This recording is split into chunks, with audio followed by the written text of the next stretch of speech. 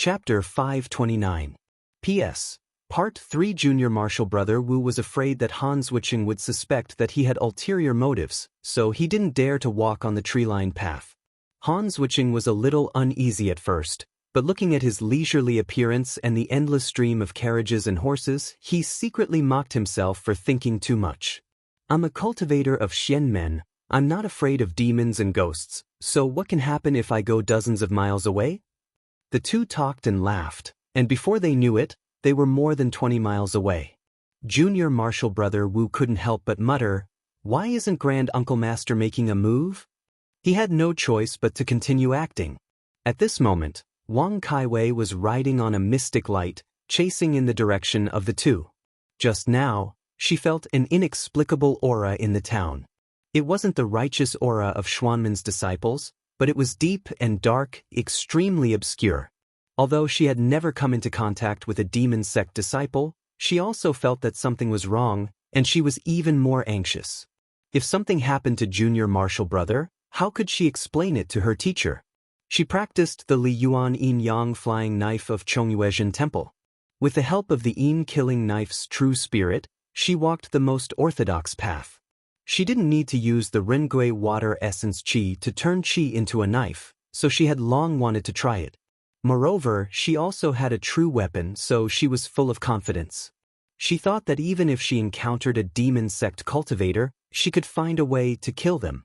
Not long after, she suddenly saw two people walking side by side on the road. One of them was Junior Marshall Brother Han Zwicheng.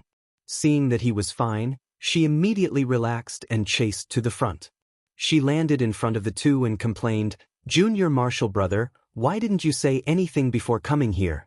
Why didn't you say anything before coming here? You made me your senior sister look for you for a long time. Just now, teacher sent a letter over, and I went to meet him. Quickly follow me back." Seeing that Wang Kaiwei suddenly found him, Han Zwicheng couldn't help but feel a little guilty. When he heard that it was Zhang Yan looking for him, he didn't dare to disobey. He apologized to Junior Marshall Brother Wu. "Junior Marshall Brother, teacher has summoned me. I need to go immediately, so I'll say goodbye." The one with the surname Wu also knew that he couldn't disobey his master's orders. Even if he was Han's father, he wouldn't be able to make him stay. He forced out a smile and said, "Senior Marshall Brother, go ahead. Next time when we have time, we can brew some wine and discuss Tao." Wang Kaiwei didn't even look at Junior Marshall Brother Wu and only said, "Little Junior Marshall Brother, I'll use the profound light to carry you. You have to stand firm." Han Zwicheng had previously begged Wang Kaiwei a few times, wanting to try the feeling of flying in the sky and burrowing into the ground. Now that he heard that his senior sister was willing to give him a ride, he immediately became excited and hurriedly nodded his head. Wang Kaiwei let out a light shout. A clear light that was as clear as water fell from the top of the door, like a small stream, flowed in front of the two. Han Zwicheng's eyes lit up. He jumped up and stood on it. He felt as if he was stepping on soft water, with a buoyant force supporting him. Although his calf was half sunk in, it did not sink. He was still more than 3 feet off the ground. He could not help but feel excited. Wang Kaiwei hesitated for a moment before taking out a silk ribbon. She held one end in her hand and threw the other into Han Zwicheng's hand. She said, "Little Junior Marshall Brother, the wind in the sky is strong. You have to hold on tight. If you fall, Senior Marshall Sister won't be able to save you." Han Zwicheng immediately agreed. Wang Kaiwei took out the spell, and profound light rose. She instantly flew into the sky and carried the two back to the sect. He Lianwei had actually been hiding in the clouds. He had already sensed Wang Kaiwei coming from behind, but because he didn't know what her intentions were, he felt that there was no rush to make a move. He would wait and see first. However, after the conversation between the two, he immediately realized that this girl was also Zhang Yan's disciple and a mystic light realm cultivator. She was more valuable than Han Zwicheng, so it was worth him taking the risk to make a move. He laughed loudly and appeared from the clouds, blocking in front of them. He shouted, "Little fellow Taoists, stay here." Wang Kaiwei was surprised. She saw the other party coming through the clouds with demonic energy all over his body. She guessed that this demonic Tao cultivator was at the core formation realm. Her expression immediately became solemn, and she said in a low voice, "Little junior martial brother, leave quickly. Senior martial sister, let me deal with this person." She decisively pushed her hand out, and a profound light separated from her body. It wrapped around Han Zhuqing and flew toward the sect. Then she focused on waiting for the enemy. He Lianwei didn't mind. He was going for Wang Kaiwei, and Han Zhuqing wasn't worth mentioning in his eyes. He chuckled and casually reached out with his hand. A ball of ferocious black air came howling down. Wang Kaiwei thought to herself, "Big Sister Yin, help me." As this thought rose in her mind, she suddenly raised her sleeve and waved it at He Lianwei. In an instant, a peerlessly ferocious and resplendent blade light rose up, slashing through the air and rushing straight towards the sky. He Lianwei was just a mere mystic light realm disciple, so he casually reached out to grab her. He didn't expect a shocking saber light to suddenly appear. Before it even reached his body, he felt like he was being stabbed by needles. He didn't doubt that if he was hit, his head would be cut in half. He immediately roared, and a circle of brilliant silver light flew out from his body to meet the saber light. However, it was instantly cut in half. Seeing that this thing couldn't delay the saber light for even a moment, he didn't think too much and suddenly released a ball of ink-like black mist. The cold saber light passed through the black mist and flashed again before returning to Wang Caiwei's sleeve. However, she didn't let down her guard. Instead, she stared at the black mist in the sky, feeling that the enemy hadn't died yet. The black mist was still wriggling in the air. Suddenly, it surged violently. Then, He Lianwei walked out with an ugly expression on his face. He pressed a hand against the side of his nose and inhaled forcefully. The black mist turned into a line and tunneled into his nasal orifice. The cultivation method of the Hunqing sect was very strange. Every time a disciple broke through a realm, they would obtain a spell. He had already reached the core transformation realm and had 3 spells. Not only could these spells be used to defeat enemies, they could also be used to save lives at critical moments. When faced with a life or death crisis, as long as he took the initiative to sacrifice a divine ability, he would be able to block the calamity for himself. Just like just now, he sacrificed a divine ability, 1,000 Miles Alluring Voice, and destroyed a protective magic treasure to barely avoid the shocking slash of the Yin slaughtering saber. However, the Hunqing sect focused on mixing 5 spells into one. Every spell had a part of one's soul. Only when one had all 5 spells and their soul was complete would they have a chance to learn even more profound spells. Wang Caiwei's slash was the same as cutting off his path of the Grand Tao. He Lianwei's face was filled with ferocity and killing intent after almost losing his life because of a mystic light realm disciple. He Lianwei was shocked and didn't understand how a mystic light realm disciple could have such a powerful treasure. That fierce light just now made him think that he wouldn't be able to escape.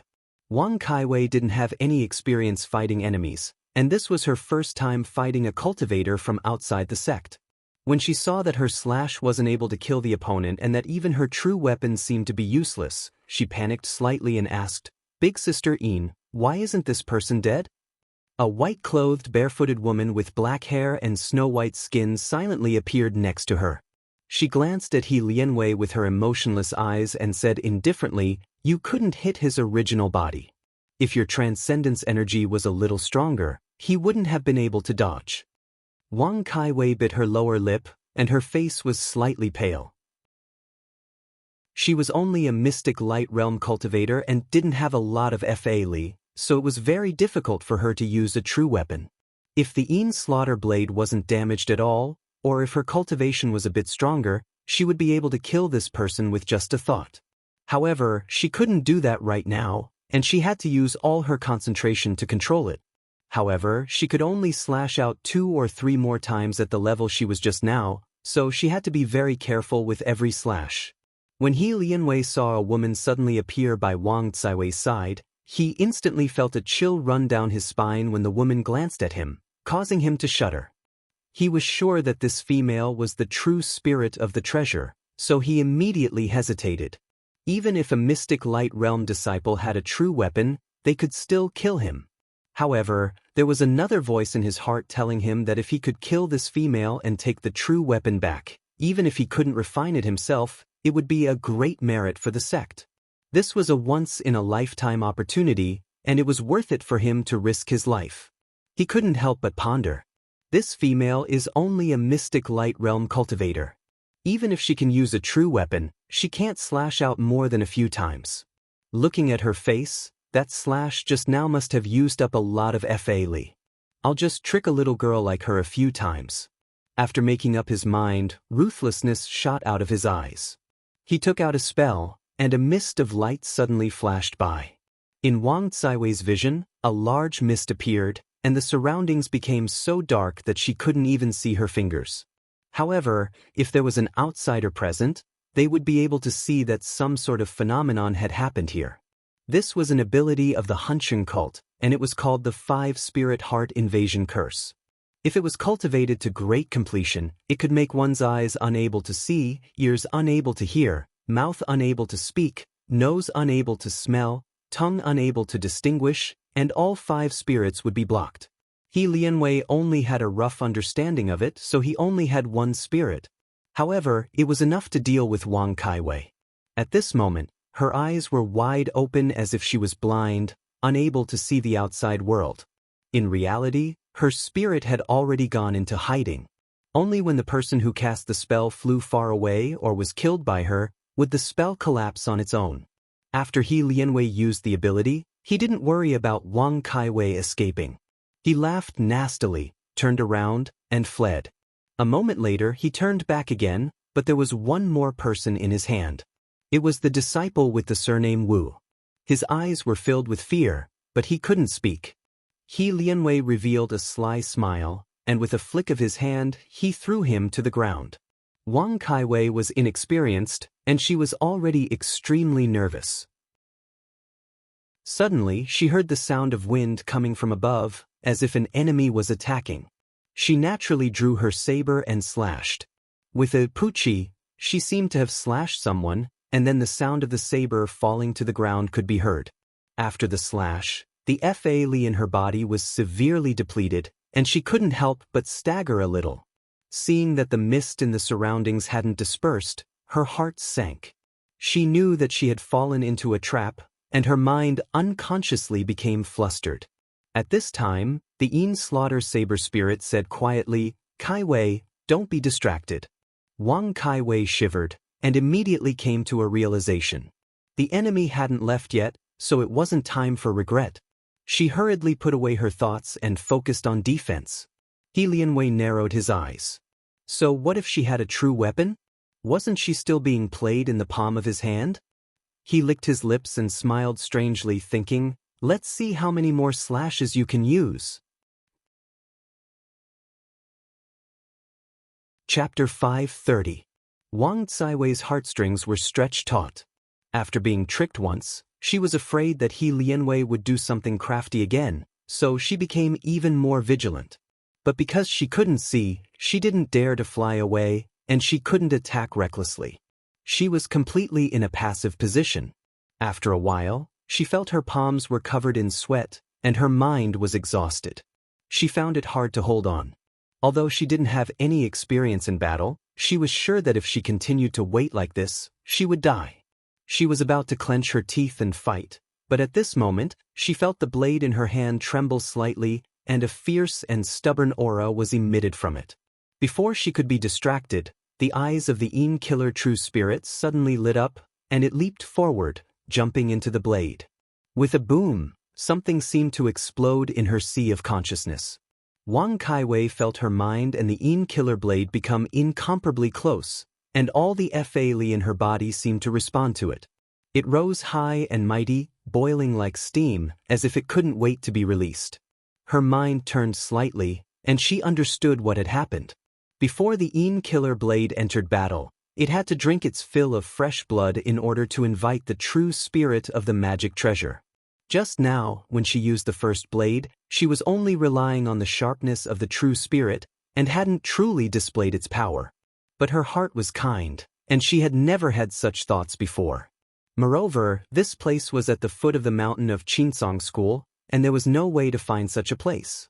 However, He Lianwei had tricked her into wasting her Fa Li, and had unintentionally helped her accomplish this.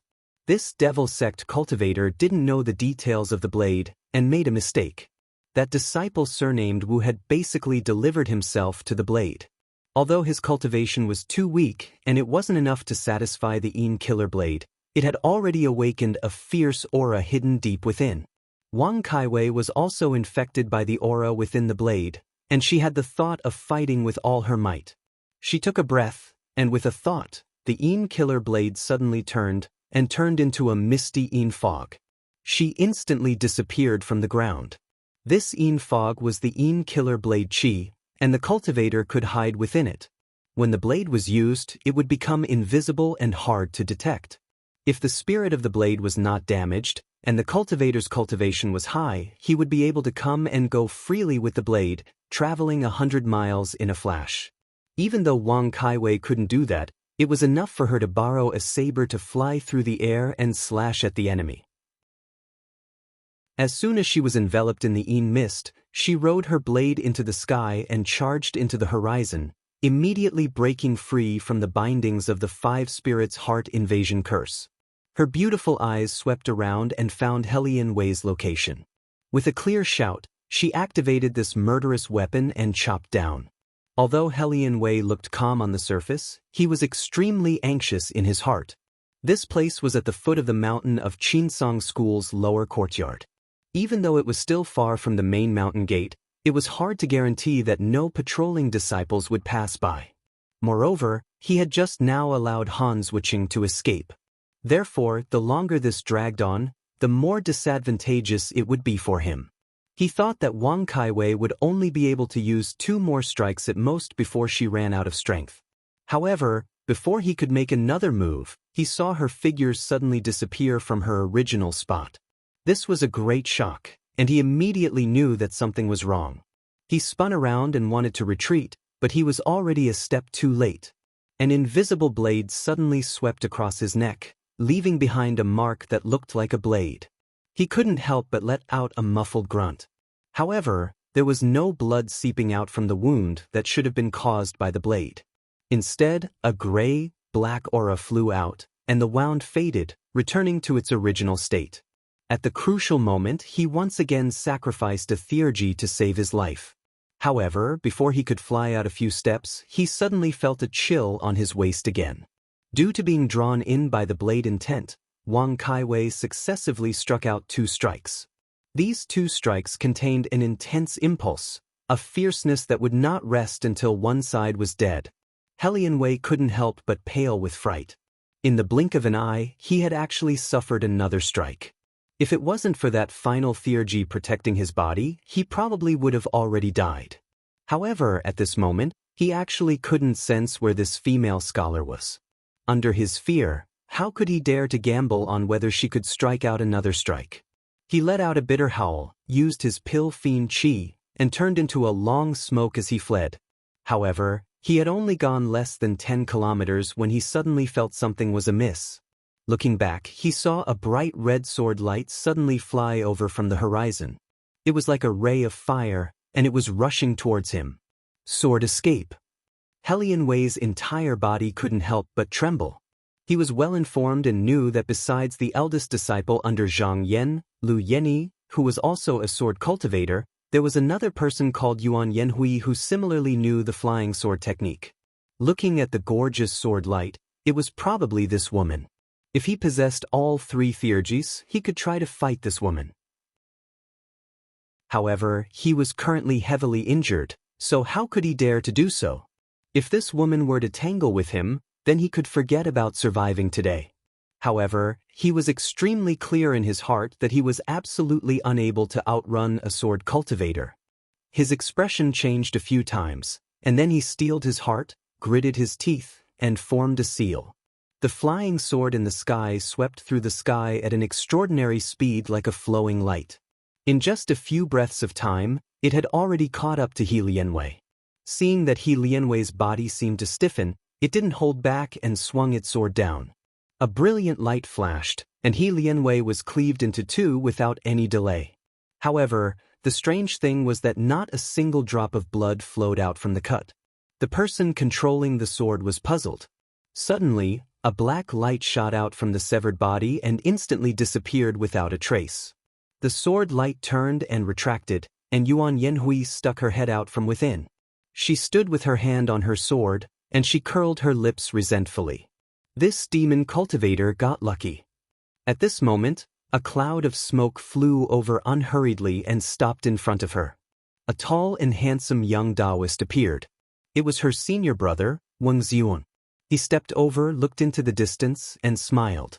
Junior sister, that's Hun Qing's sex in return escape talisman. It can abandon the physical body to protect the soul and escape far away. Even if junior sister's sword escape is fast, you won't be able to catch up. However, this person's vitality is greatly injured. Even if he goes back and changes his body, he won't be able to cultivate his cultivation base back. Even though Yuan Yanhui also knew that it was very difficult to kill a devil sect disciple with true cultivation, but he was still somewhat brooding over the fact that Lianwei had escaped from his hands. He snorted and said, "The devil sect thieves are all this kind of people who hide their heads and show their tails." She suddenly thought of something and exclaimed, "I wonder how junior sister Wang is?" Wang Ziyuan was still calm and composed. He smiled and said, "It's fine. Eldest senior sister is behind. They are fellow disciples of the same sect, so it's better than the two of us taking care of her." Yuan Yanhui suddenly tilted her head and looked at her face. She said in surprise, "Why does senior brother call her eldest senior sister? I haven't seen you call her that in the past."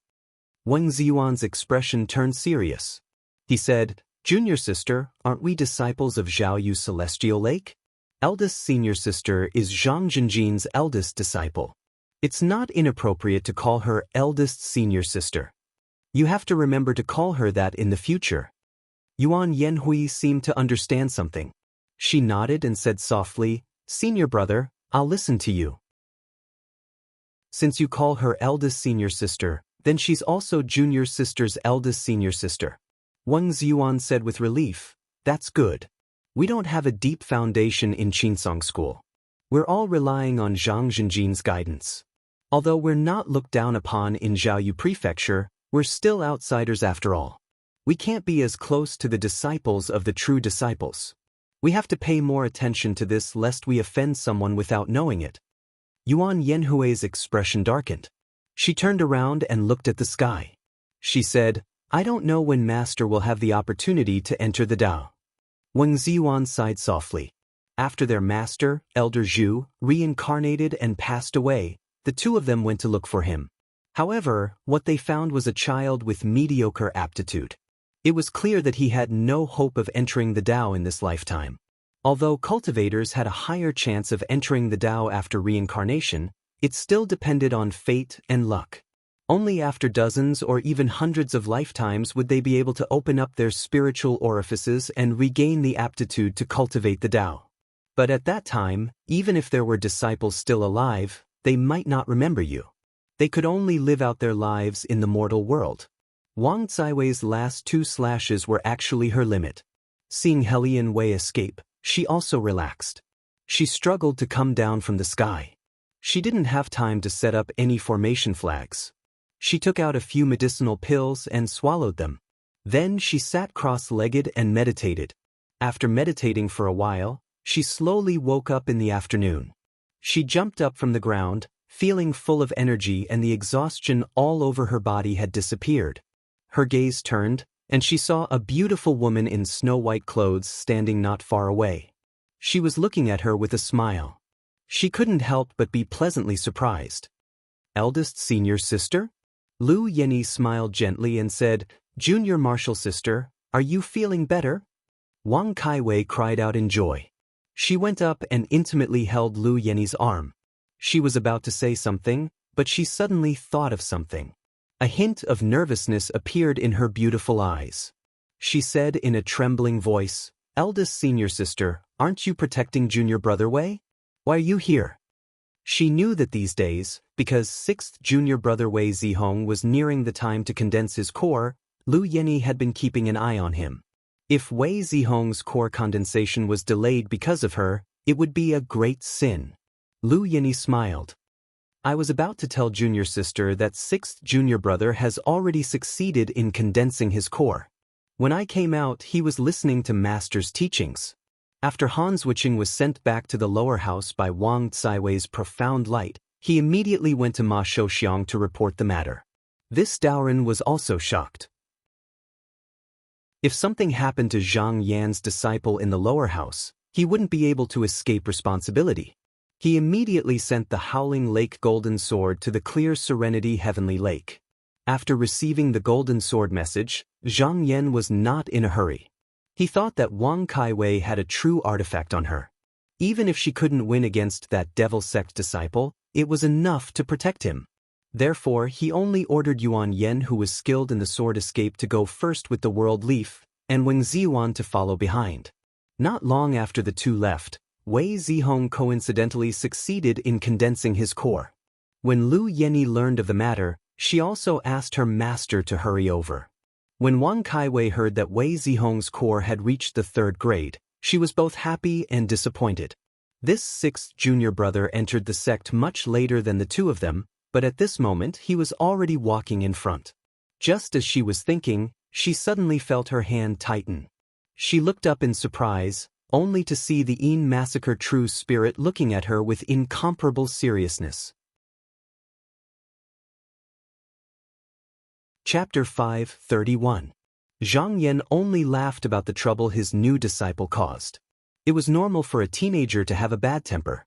He should have improved after this, so there was no need to be too harsh on him. If he was really captured by the disciples of the demonic sect, he wouldn't make such a big fuss over a new disciple. This was also why he didn't treat Han Zwicheng as a direct disciple, so he was more lenient towards him. However, he also wouldn't be too strict with him. At this moment, Han Zwicheng didn't know any of this. After he was led by Lu Yinyi to the bright nether heavenly lake, no one came to pay attention to him. He couldn't help but feel anxious. Because he left the mountain on his own, he almost caused his senior sister to die. Would his master punish him for this? If he was angry because of this and wasn't willing to take him in as a disciple, what should he do? For a time, countless thoughts flowed into his mind, and it caused his mind to be in disorder while he felt remorse for himself. Right at this moment, a young man suddenly walked out from the inner hall. This person wore a Taoist robe embroidered with purple and blue sash. His eyebrows were slanted and his body was tall. He gave off a heroic aura, and there was a faint vertical mark between his eyebrows. If one didn't look closely, they wouldn't be able to see it. When the man saw Han Zwicheng, a smile appeared on his face. He waved at Han Zwicheng and said, "Junior brother, don't just stand here. Come with me to pick a cave." Han Zwicheng cupped his fists and asked carefully, "What is this senior brother's name?" The young man said proudly, "I am your 6th senior brother, Wei Zihong." Before Han Zwicheng entered the sect, Wang Caiwei had told him about this. There were 6 senior brothers and sisters above him. In terms of cultivation, first senior sister Lu Yinyi was the highest. She had already formed her golden core and all the disciples in the sect respected her. Next was this 6th senior brother, Wei Zihong. He had entered the Tao for more than 50 years and was already at the 3rd level of the mystic light realm. He wasn't any weaker than Tian Kuan and the Wang sisters. However, he didn't know that this senior brother had already formed his golden core like Lu Yinyi and left the others behind. Otherwise, he would be even more shocked. He immediately bowed respectfully and said, "Little brother greets senior brother." Wei Zihong stepped forward and supported him. He sized up this little junior brother and laughed, saying, "Junior brother, you don't have to be so polite." The reason he came here was also because of Zhang Yan's instructions. Because Han Zwicheng possessed the bloodline of the Yao race, even though he was now a disciple of the Clear Nether Lake, he could not be considered a formal disciple of the Qinsong school, so he could not participate in the inner sect competition. Therefore, Zhang Yan decided to count him as a disciple of the Yaoyin clan. Now, Wei and Han were considered fellow disciples of the same sect. In the future, they would set up their own sects in the small worlds, and they would be able to take care of each other. Wei Zihong patted Han Zwicheng's back and said warmly, Shitty, now that you've entered the house, you're a fellow disciple. I heard that the devil scoundrel who bullied you has escaped. If I run into him in the future, I'll definitely help you vent your anger. With just this sentence, Hans Wiching had a good impression of this sixth senior brother. He quickly thanked him. Wei Zihong smiled again. He immediately made a hand sign and released a cloud of smoke that coiled under his feet. He lifted himself and Hans Wiching up steadily and waved his sleeve. He then waved his sleeves and sped towards the inner hall. Along the way, Hans Wiching saw many beautiful sights in the Heavenly Lake Palace. There were jade pavilions and water pavilions. The palaces and pavilions were magnificent, and there were pearls, rare treasures, corals, hawksbill turtles, agate, and jade. From time to time, maids in palace attire would pass by, causing him to be dazzled and unable to take in all of it. He was completely different from his previous quick-wittedness. Wei Zihong looked at his shocked expression and didn't laugh at him. Instead, he used some of the sights to tell him some stories of the mysterious book sect. Wei Zihong grew up in the Heavenly Lake Palace since he was young. Because his mother lived in the 9 cities, he was still healthy. Therefore, he often traveled between the two places. In the cave, other than Lu Yenny, he had the widest circle of friends. Hans Wiching saw that this sixth senior brother was cheerful and didn't put on airs. He was also humorous. In just a short while, he became familiar with him. Before, Wang Kaiwei treated him quite well, but she wasn't a man after all. There was a layer of distance between them. Especially after the incident with Helian Wei, he always felt that he didn't have the face to face the senior sister and didn't dare to talk to her. Heavenly Lake Palace was divided into 12 levels. Other than Zhang Yan, who lived in the main hall of the 12th level, the cave residences of the direct disciples were mostly on the 5th level. The two of them walked along the winding jade cave, and not long after, they arrived at the end. Wei Zihong pointed at a cave abode with a golden lantern hanging in front of it and said, "Little junior brother, I usually cultivate here.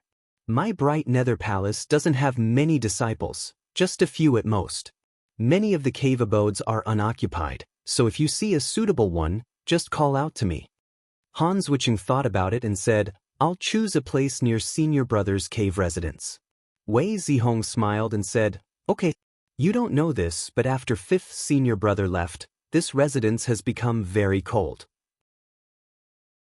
2nd senior brother is in seclusion all year round and we don't see each other more than twice a year. I, your senior brother, am very bored living alone. Master, you and I live next to each other. There's always one more person to talk to." He took out a token from his sleeve and said, "Junior brother, you haven't opened your meridians yet. This is the key to the Jade Elixir Essence Pool in my residence. Take it and choose your cave residence first. When you have time, I'll take you around the 9 cities to broaden your horizons." After giving a few more instructions, he floated back to the residence. After Hans Wiching and Wei Zihong parted, he looked at a few cave residences nearby but was unable to choose one. In fact, not only were these cave residences beautiful, they were also very spacious.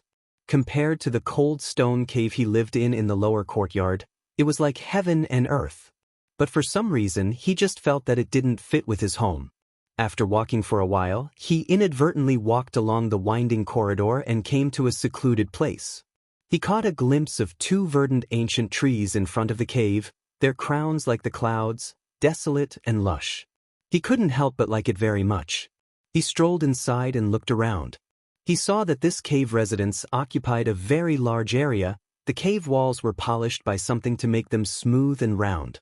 The top of the cave was bright and sparkling with pearls, shining brightly. Especially there was a wide pond inside. The golden ripples were clear and crystal clear. He could see the fish swimming in the water. He was full of joy and said, "This is it." According to what Wei Zihong said earlier, he picked up the small bell hanging by the door and rang it. Not long after, a pretty servant girl dressed in green came in. She held a jade basin in her hand and on top of it was a sleeve bag.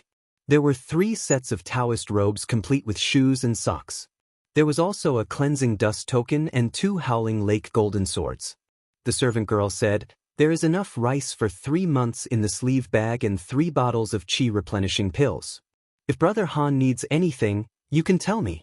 If you can't find it at the moment, it's fine. There are ink and paper in the cave.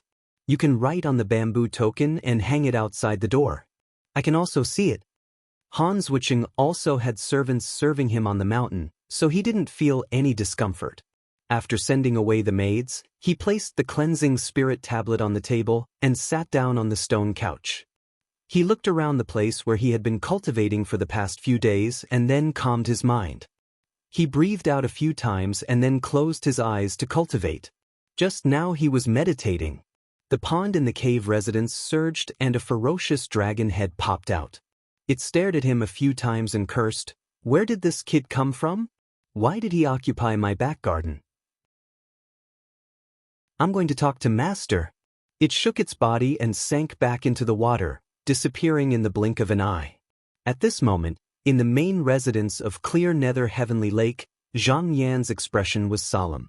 He was using his index and middle fingers to draw something in the air towards a golden talisman. After a while, many mysterious runes slowly appeared on the talisman. Some of them looked like etchings and shone brightly.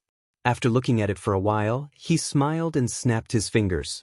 The talisman turned into a ray of light and went back into his eyebrows. This was a true seal seed that he had personally refined. Originally, he had prepared to give it to Lu Yeni to condense the seal. However, as he had been diligently practicing the 9 Numbers Sutra recently, he had gradually gained many new experiences and comprehensions. He discovered that there were still many areas that were not satisfactory, so he refined it again. When a cultivator refined a true seal seed for a junior disciple, he would usually use his own mana as a reference to evolve a true seal made of mana. This was the most labor-saving method, and it was also less likely to be erratic. Many elders in the sect also did this. However, Zhang Yan was different. He was a person who had achieved the first grade of Dan. Since ancient times, there were not many people who had achieved this. Although it was only 1 grade higher, the difference was like heaven and earth. If he copied it without any changes, he was afraid that it would harm his own disciple. Therefore, he had to be very careful. In particular, the cultivation method that Lu Yeni practiced was the Xuanzi True Wonderful Upper Cave technique, one of the 5 techniques and 3 scriptures in Qinsong school. It was different from the Taishan 5 Elements True technique that he practiced. Therefore, he had to be extra careful to avoid any mistakes. As for why he did not pass the Taishan True technique to Lu Yeni, it was not because he was selfish and unwilling to pass it on. It was because this Dao technique was derived from the 5 elements true light. There were still many flaws and it needed to be improved. Moreover, when he practiced this technique, he first condensed the 5 elements cloud sand. He once thought to himself that perhaps it was because of the incomplete cultivation method. If he deduced this cultivation method to the realm of great accomplishment and made up for all the flaws, he might be able to skip this step. However, he could not do it now. At this moment, there was a sudden flash of brilliance on the small pot mirror. The mirror spirit came out from it with both hands holding a letter and said, "Master, there is a letter from the Merit Courtyard." Merit Courtyard? Zhang Yan was slightly surprised. He stretched his hand to take a look. It turned out that it was informing him that the Qinsong School's Mountain Gate competition had ended and the top 10 disciples had been rearranged. In this competition, Huoxian was naturally the first, followed by Zhong Muqing and Luo Qingyu. The second place was him. In fact, Luo Qingyu and Zhong Muqing also understood that if they really fought, they might not have full confidence to win against Zhang Yan. It was only because they were restricted by the headmaster's order that they could not come here. As for the rest of the people, because the 16 sects candidates for the sword competition had been decided, the situation in the sect was gradually stabilized. Therefore, there was no change in the seating arrangement. After reading it, Zhang Yan kept the letter with an indifferent expression. In his opinion, unless it was the top 10 disciples, there was not much difference between the 2nd and the 10th place. At this moment, his vision was no longer limited to a corner, but the competition of the 16 sections. Chapter 5:32. Above the bright nether heavenly lake, Zhang Yan stood on the dragon carp, his sleeves fluttering in the wind. Across from him, Lu Mainyang wore a white feather dress and stood on a lotus. She had a faint smile on her face as she stood on the clear water. 5 years ago, this Demon King had sent Demon King Jun Yu's primordial spirit to reincarnate. Due to the chaos in the human world, she was afraid that something would happen. Thus, she had been taking care of the reincarnated body and only returned to Zhaoyu when the reincarnated body was 3 to 4 years old. However, what caused her to sigh was that this close friend of hers in this lifetime didn't possess any natural talent, and he was already cut off from the path to the Tao. Today, she was here because of Zhang Yan's request to test out the various uses of the 5 elements escape art. Zhang Yan's gaze turned and he suddenly reached out. A stream of clear water vapor rose from Lu Mainyang's feet. Lu Mainyang didn't panic. She gently raised her hand and summoned her protective treasure light. However, when the water vapor touched her, she revealed a trace of surprise. Her figure disappeared in an instant, and no one knew where she went. After a few breaths, when she reappeared, she was already a few miles away. The monster monarch rode on the wind and returned to Zhang Yan. She sighed and said, "Manor Master's escape art is worthy of being called Xianmen divine art. It seems to have endless mysteries. It's not something I can guess." She had already tried it a few times. Once she entered within 100 feet of Zhang Yan, she only needed to use the art to teleport herself to another place in the heavenly lake. Although this distance could be covered in an instant for cultivators, it was often only a sliver of opportunity when facing an enemy. If she missed this opportunity, it would be very difficult to come back again. Zhang Yan shook his head. He wasn't as optimistic as Lu Mainyang. This divine ability was indeed powerful, but it also had many shortcomings. If the opponent was prepared in advance, they could find a way to avoid it. Moreover, this technique could only be used in places with dense water vapor. Most cultivators flew in the sky, so it was difficult to find an opportunity to attack. Only those who had truly mastered the 5 elements would be able to escape through thin air. In the past few years, after deducing the water and earth escape techniques, his cultivation had advanced much faster than before. He had even mastered the wood escape technique, but he was still lacking the metal and fire escape techniques. If he wanted to find a way to complete it, it would probably take another 3 to 4 years. It was impossible to think of before the sword competition assembly. After thinking for a while, Zhang Yan felt that this method was only at the initial stage. He couldn't find too many opponents to practice it on. He would slowly try it out during the competition. There was no need to think too deeply about it now. With this in mind, he stopped thinking about it and said to Lu Mainyang with a smile, "Thank you, Demon King Lu, for helping I test the technique. Recently, when I was sitting idle, I suddenly thought of a sword technique. I hope that fellow Taoist Lu can help me find any flaws." Lu Mainyang smiled sweetly and said, "Manor Head Zhang is too courteous. I will definitely do my best." Zhang Yan nodded and said, "Fellow Taoist, you are too kind." He suddenly waved his sleeve and the star's sword pellet flew out. It turned into a long and narrow sword light that drew a mysterious trajectory and slashed towards Lu Mainyang. Lu Mainyang didn't want to take the attack head-on. The lotus under her feet spun and carried her into the sky. At the same time, she slapped out a hard thunder to stop the incoming force. The sword light flew over like lightning. The moment it came into contact with the hard thunder, it trembled slightly and just happened to split into 2. They avoided the thunder chi and flanked Lu Mainyang from the left and right. Lu Mainyang shouted softly. She flipped her hands over to reveal 2 snow-white arms from her sleeves. She flicked her fingers and 2 thunderbolts shot out towards the 2 sword lights with a loud clap of thunder. Even though the sword lights changed a few times along the way, they were still locked onto by the hard thunder. She couldn't shake them off even after a few times. Looking at it, even if the sword lights split again, she still had enough confidence to deal with them. Who knew that when the 2 sword lights were about to collide with the hard thunder, they suddenly gathered in the middle and in the blink of an eye, they became one again. They drilled in between the 2 thunder rays and headed straight for her face. The timing was perfect. It was exactly when the 2 hard thunder rays were traveling at their fastest speed, making it difficult for her to turn them again. Although Lu Mainyang already knew that Zhang Yan's flying sword was powerful, She couldn't help but be surprised. She didn't think that his sword lights could be used to such an exquisite degree. After Zhang Yan had refined the star sword ball, he could really move it as he wished. Splitting and reuniting was just a trivial matter. Moreover, he had only turned 2 sword lights at the moment. It was even easier for him to do it without any effort. Lu Mainyang dodged 2 more times. Other than causing the sword lights to split into 2, she didn't get out of the disadvantageous situation. She looked around and saw that the other 2 sword lights had gone far away. Although they weren't in her sight, she felt like there was a blade on her back. She had to be on guard. She knew that if she continued to hide like this, she would be in a passive position. She pointed her finger and summoned a cloud handkerchief. He said, "Fellow Taoist Lu, there are still a few days before I go to the sword competition assembly. Are you willing to go with me?" Lu Mainyang raised her head in surprise and looked at him in confusion. She said, "I'm willing, but isn't Manor Head not going to the assembly?" This time, the Qinsong school was sending Hua, Zhong, and Luo to Diqiu.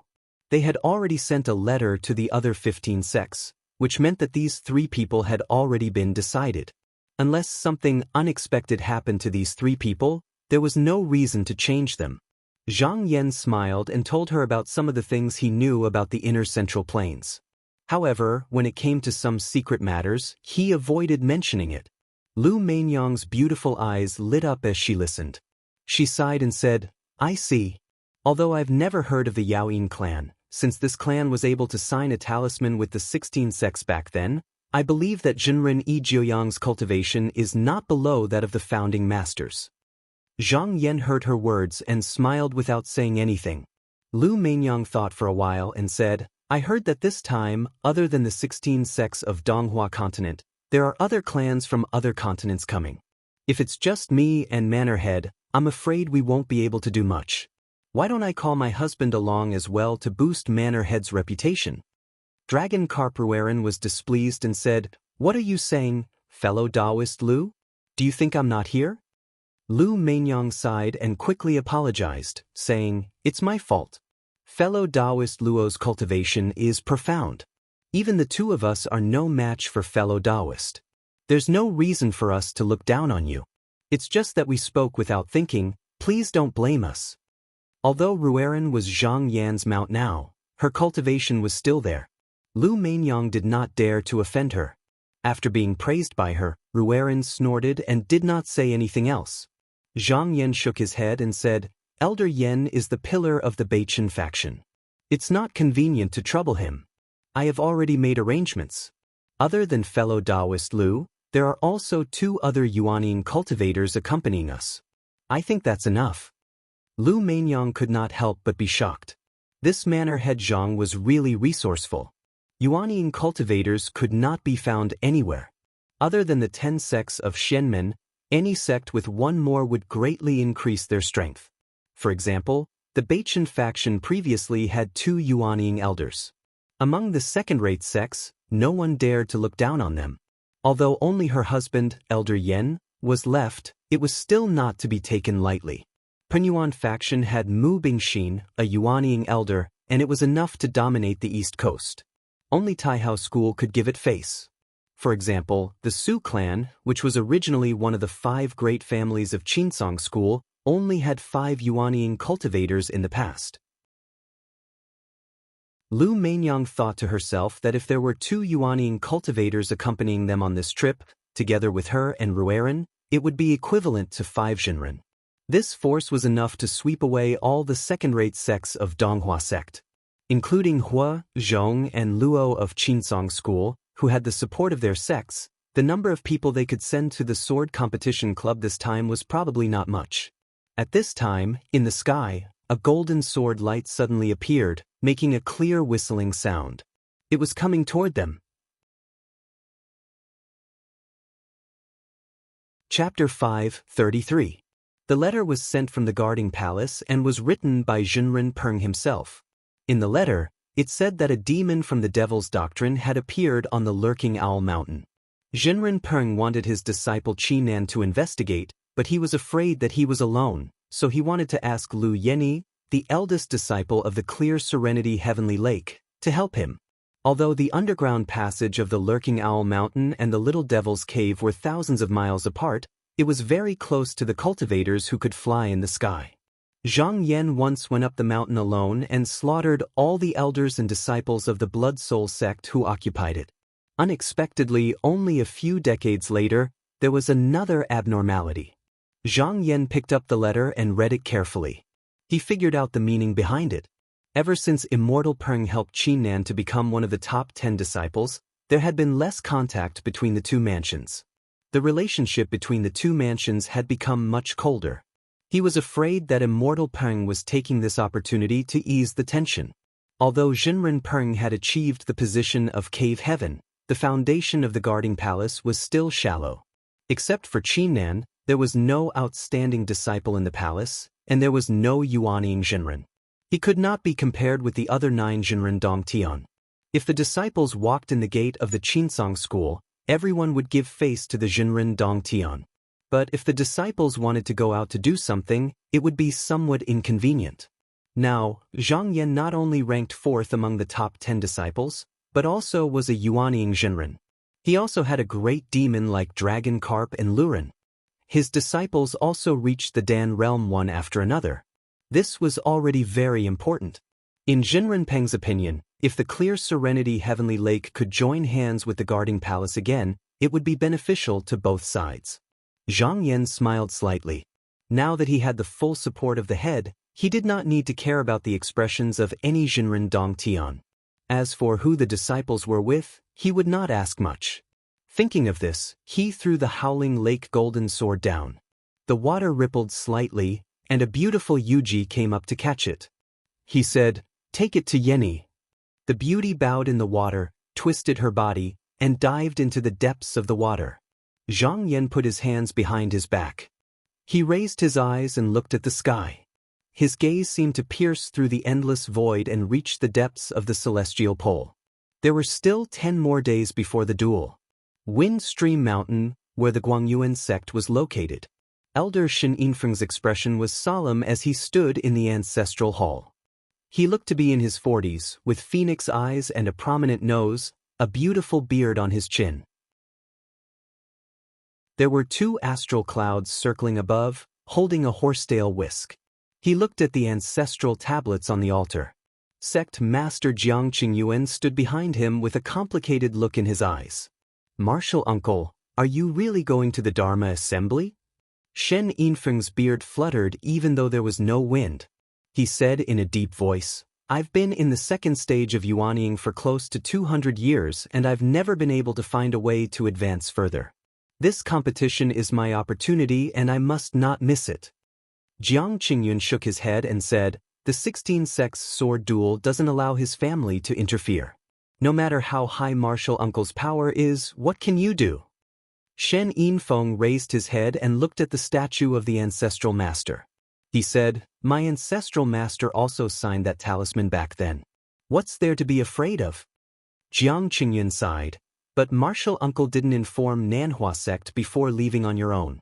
If they find out," Shen Yinfeng snorted. He interrupted him and said, "Sect master, do you remember that 3 years ago, my disciple went to Nanhua sect for a banquet?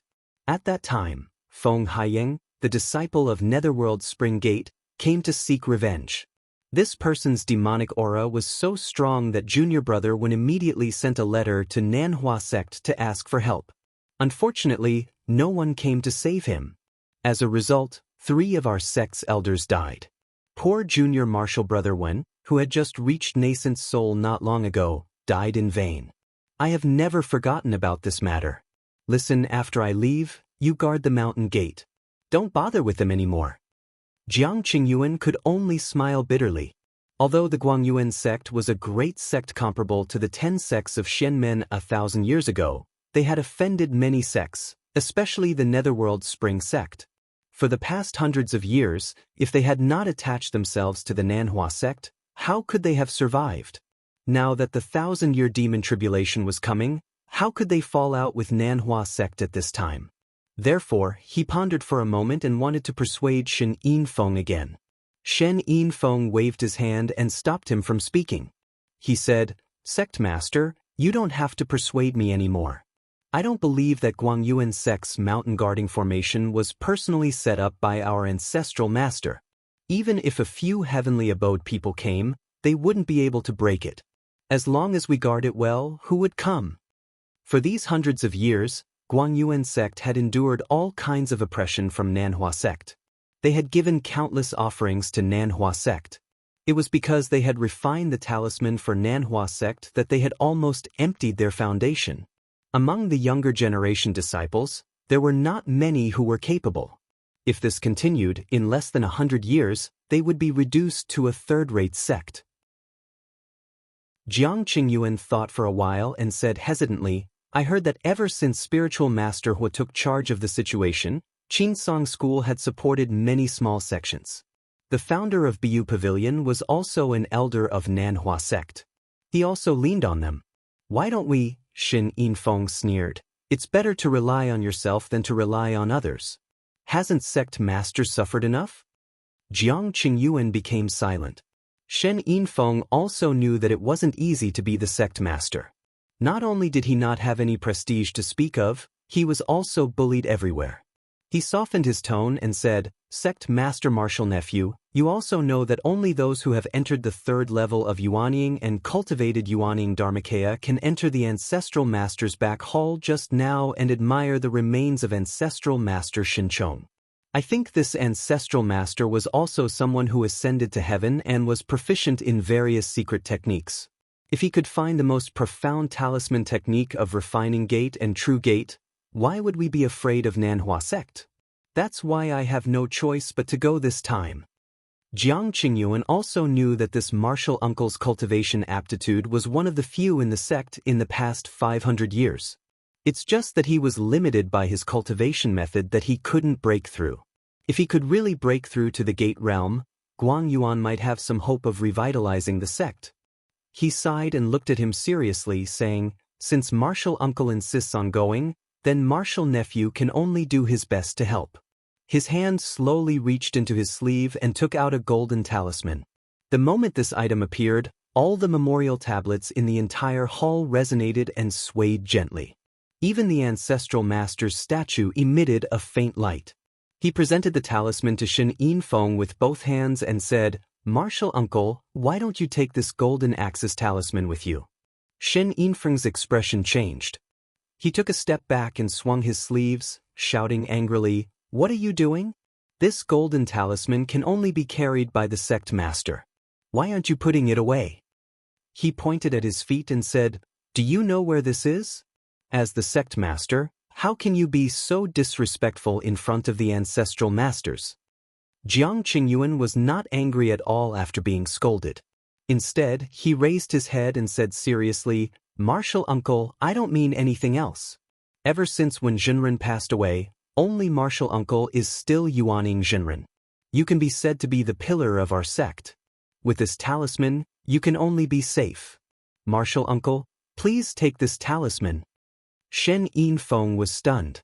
After a long time, he sighed softly and finally reached out to take the talisman. His eyes revealed a hint of determination. He turned to face the ancestral master statue and slowly knelt down. He said in his heart, "May the ancestral master's spirit in heaven bless this disciple with a smooth journey." Donghai, Wudong Spiritual Hall. Wu Huanshan looked in the direction of the Donghua continent. Looking at the surging waves, he could not help but feel emotional. Ever since he entered the Yuanying realm, he used 30 years to take over the position of Hall Master just now. He brought the scattered cultivators together. However, he did not do it for power. His real intention was to go to the sword competition conference and fight for that item. However, he also knew that Wudong Spiritual Hall alone was not enough. Thus, he contacted the islands of the Donghai and agreed to go together. At this moment, a trusted disciple came to report from behind and said, "Hall Master, there is news from the Clear Feather sect. Tao Jinren ordered the disciples to not step out of the mountain for 3 years." Wu Huanshan was not surprised at all. He said, "Since Tao Jinren is not willing to interfere, then forget it."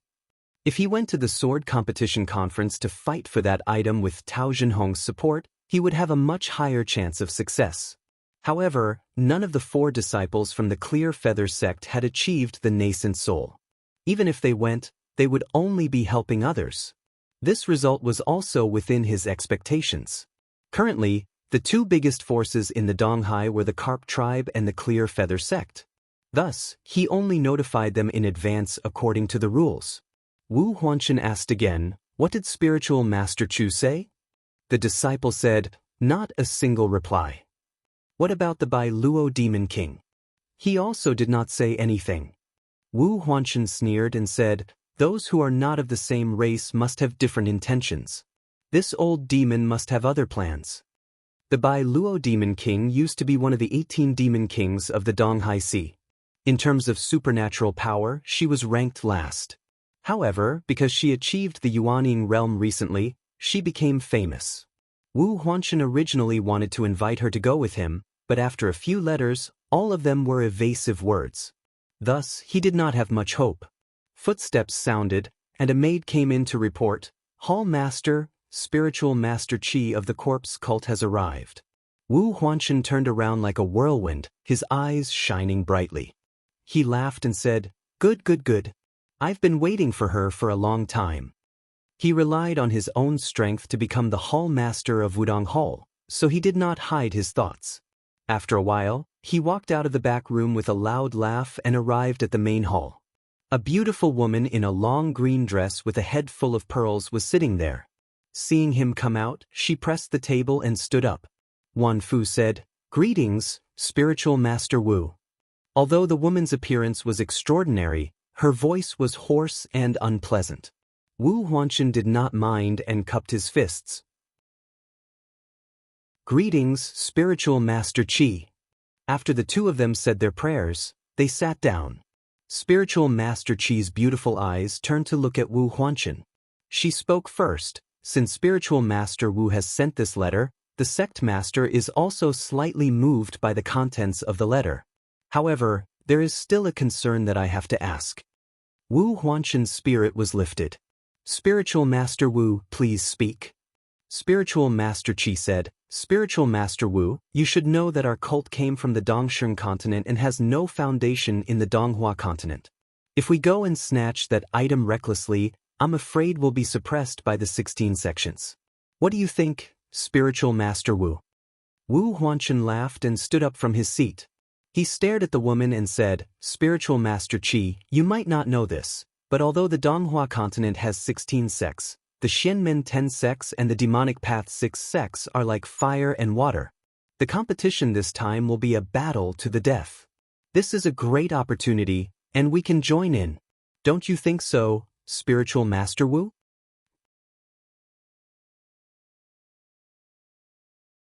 Chapter 5:34. The 7th day of the 2nd month was the early spring season.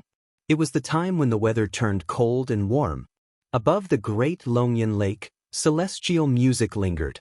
Smoke steamed the clouds, and spiritual lights gathered in the air.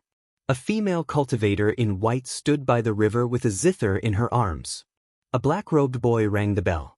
This was the disciples of the islands sending off Hua, Zhong, and Luo to the sword competition. After the 3 of them burned incense and prayed in front of the mountain gate, they suddenly heard a loud and clear call of wild geese in the sky. They all looked up.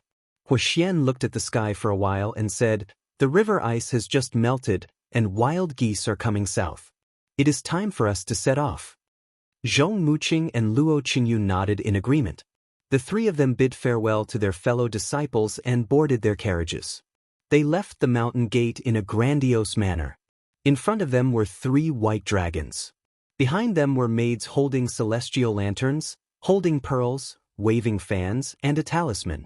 The rest of them were on cloud rafts. Hundreds of warriors with spears drove flying boats on both sides. The mist was dense, and the golden glow spread out for more than 10 miles. They did not go straight to the sword competition venue. They had to circle around the Donghua continent and stop at many small sects for a few days. They would only go there after they had built up enough momentum. The group first arrived at the Jade Blood Pool, which was occupied by the aristocratic families. After some polite conversation, they continued on their way.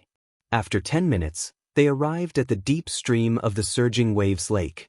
At this point, Manor Master Miao Kun was waiting outside with a few Ming Chi disciples. He raised his cup in a toast and laughed. "I wish you all a pleasant journey." Hua, Zhong, and Luo returned the greeting on the flying car. Although Miao Kun was not one of the top 10 disciples and his cultivation level was only at the golden core, he was a registered disciple of Leader Qin. They could not be rude. The three of them did not stop there. After a while, they arrived in front of the clear Serenity Lake. At this moment, there were clouds and strong winds swirling in the pillar-like mountain. Hua Xian stood up. After taking 2 steps forward, he looked ahead and saw Zhang Yan leading a group of disciples on the clouds, waiting there. He pointed at them and said, "Junior brother Zhang, come out and send us off." Luo Qingyu looked at the disciples standing behind him and said, "Junior brother Zhang, these disciples are quite outstanding." Only Zhong Muqing remained silent. When they got closer, the three of them cupped their hands in greeting from afar. Zhang Yan returned the greeting with a smile. Wei Zihong looked at the magnificent display of rolling clouds. He couldn't help but feel agitated and asked, "Master, the spiritual masters are already on their way. Why aren't we moving?" Zhang Yan smiled faintly. He said, "Don't worry, disciple. We still have to wait for a few more days." His group was a spy. If they went too early, the enemy would be on guard and lose their original intention. After sending off the three of them, Zhang Yan led the group of disciples back to the underwater manor, where he continued to meditate behind closed doors, not caring about the outside world. 5 days later, 2 gusts of strong wind came from outside. It was Zhang Boyan and Taoist Su. When they arrived at the front of the mountain gate, they had already been noticed by the mirror spirit. Because Zhang Yan had told them beforehand, the mirror spirit didn't ask anything and let them come. The servant welcomed the 2 of them to the inner hall on the 2nd floor and served them tea. After waiting for a while, Zhang Yan walked into the hall and glanced at them. He said, "Thank you for your hard work, fellow Taoists." Zhang Boyan and Taoist Su quickly got up. After greeting each other, the 3 of them sat down. Zhang Boyan and Taoist Su looked at each other. Taoist Su coughed and said, "I'm here on the orders of the residence master." Along the way to Chengyuan Gorge, we found many spies from the Devil Doctrine and took care of them. Although there were some who slipped through the net, they weren't serious. It's only 3 to 4 days until the sword competition. It's impossible for me to get any more information. The Chengyuan Gorge was where the sword duel would take place. Previously, Zhang Yan had ordered Su and Zhang to go check it out to see if there was anything amiss. At the same time, they would also find out who the Devil Sect disciples were and what methods they had. After the incident with Helian Wei, Zhang Yan guessed that the Devil Doctrine disciples might have set up some traps along the way to investigate them. Therefore, he sent a letter and ordered Taoist Su to find a way to get rid of them. Taoist Su had the help of the invisible Yin Blade. His actions were silent and his cultivation was profound. It was easy for him to do this. In just a few months, he had found all the secret altars of the Devil Doctrine. However, he was meticulous and didn't rush to make a move. If he had gotten rid of these people early on, it was inevitable that the Devil Sect would send more people or send out nascent soul Taoist masters to fight with him. So he waited patiently until yesterday, when he suddenly launched an attack. In one night, he had already wiped out all of them. Taoist Su said proudly, "Now that Manor Head is gone, I guarantee that no one will be able to find out anything." Zhang Yan smiled and nodded. He praised him and turned to look at Zhang Boyan. He said, Zhang, did you find anything?" Because Zhang Boyan came from the Netherworld Spring Sect, he didn't force him to go with Taoist Su. He only ordered him to continue to investigate the Devil Doctrine. Zhang Boyan first cupped his hands and bowed. Then he sighed and said, "When I returned to the mountain, there were many more talented disciples in the younger generation of the Devil Doctrine." His words were filled with pride and sorrow. After he entered the small world, there was no news of him and he hadn't returned to the sect for dozens of years. The sect had already thought that he was dead. He secretly asked around and found that even the cave that he used to cultivate in was taken away by a senior. Because he had been wandering outside for many years, he had brought all his belongings with him. Moreover, he didn't have any disciples under him. Therefore, he didn't lose anything. After sighing, Zhang Boyan collected his thoughts and said in a low voice, "Mannerhead, there are a few people you have to be especially careful of." Zhang Yan perked up and said, "Zhang, please speak." Taoisu was also listening attentively. This time, he was going to follow Zhang Yan and they might bump into these people. Zhang Boyan said slowly, "I think that Mannerhead has to be careful of Jiuling sect's disciple Yan Huixin. This person has many doppelgangers and his actions are mysterious. Even fellow disciples of the same sect don't know what his other true body is. Although this person is famous, no one knows the details." Zhang Yan nodded slowly. He had crossed paths with Jiuling sect's disciples a few times. That day when he entered Mount Qingxuan with him, Dong Jinzi, who took the Zoisha ancestor in the end, was one, and Kaidin, who later stole the Wolf King's spring and body, was another. These two people came from this sect. Their cultivation base was unfathomable. It was difficult to estimate. Zhang Boyan continued, "There is another person. That is Blood Soul Sect's Gao Rong. He is also a difficult person to deal with. I once fought with him. Because I hadn't mastered the Yellow Springs escape technique, I was at a disadvantage. However, 100 years have passed and he must have improved. If we meet again, I probably won't be able to match up to him." He didn't hide the fact that he had lost and even said it bluntly. He seemed very calm. Zhang Yan had seen Zhang Boyan fight with old ancestor Tai Heng. He knew that although Zhang Boyan's demonic technique wasn't very strong, his experience in fighting techniques was rare. Since this person could win against Zhang Boyan, he had to be very careful.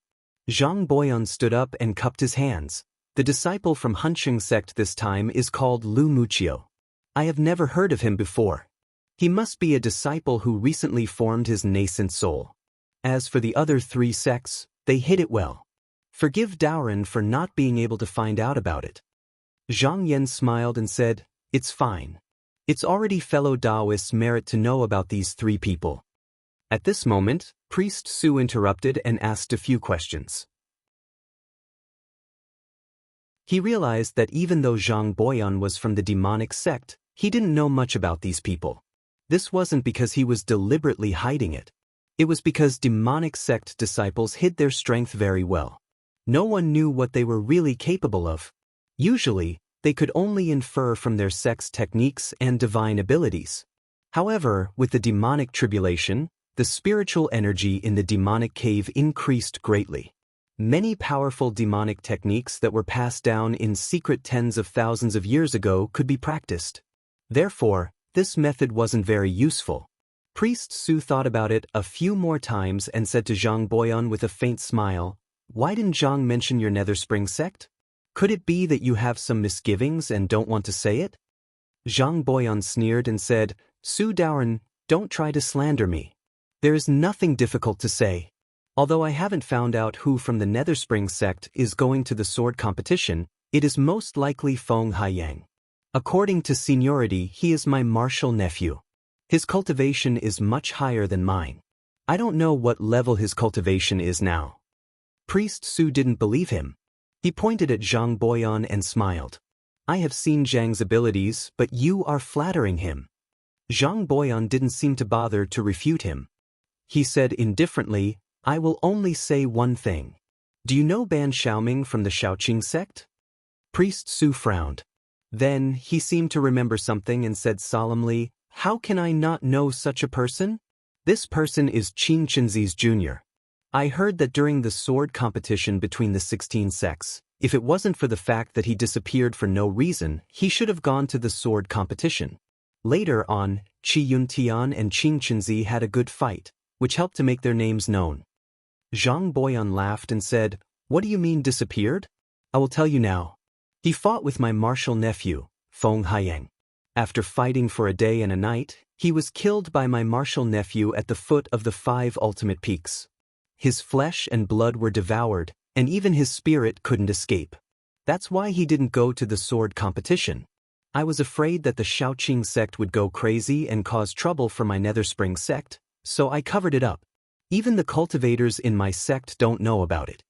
Taoist Su sucked in a breath of cold air and said, "Really?" Ban Xiaoming was a famous person back then. He reached the Yuanying realm after cultivating for 160 years. Moreover, he cultivated the sword transformation realm of the three branches of Shaoqing. When he fought with his enemies, he could unleash thousands of sword lights that covered the sky and earth. He was unstoppable. He was proud and aloof, and he was the number one among the disciples of the 16 sections. No one expected him to die in the hands of Feng Haiyang. Priest Su wiped the cold sweat off his forehead. He seemed to have thought of something and asked, "Old Demon Zhang, why didn't I see such a powerful person in the sword competition?" Although he wasn't a cultivator from the Donghua continent, he knew that the 16 sects would always send out the most powerful disciples of their generation in the sword competition. Zhang Boyan sneered and didn't say anything. Zhang Yan smiled and said, "The 6 demonic sects must have planned for today since hundreds of years ago. That's why they hid their strength and didn't send out their elites." The demonic sects had been suppressed by the Xian men for thousands of years. If they exposed their strength too early, those disciples might be eliminated by the Xian men first. Zhang Yan's eyes flickered. He knew very well that this sword competition was different from the past. It was the first head-on battle between the Xian men and the demonic sects since the Devil's Calamity. The people he wanted to meet were probably the powerful figures that the 6 demonic sects had hidden for hundreds of years.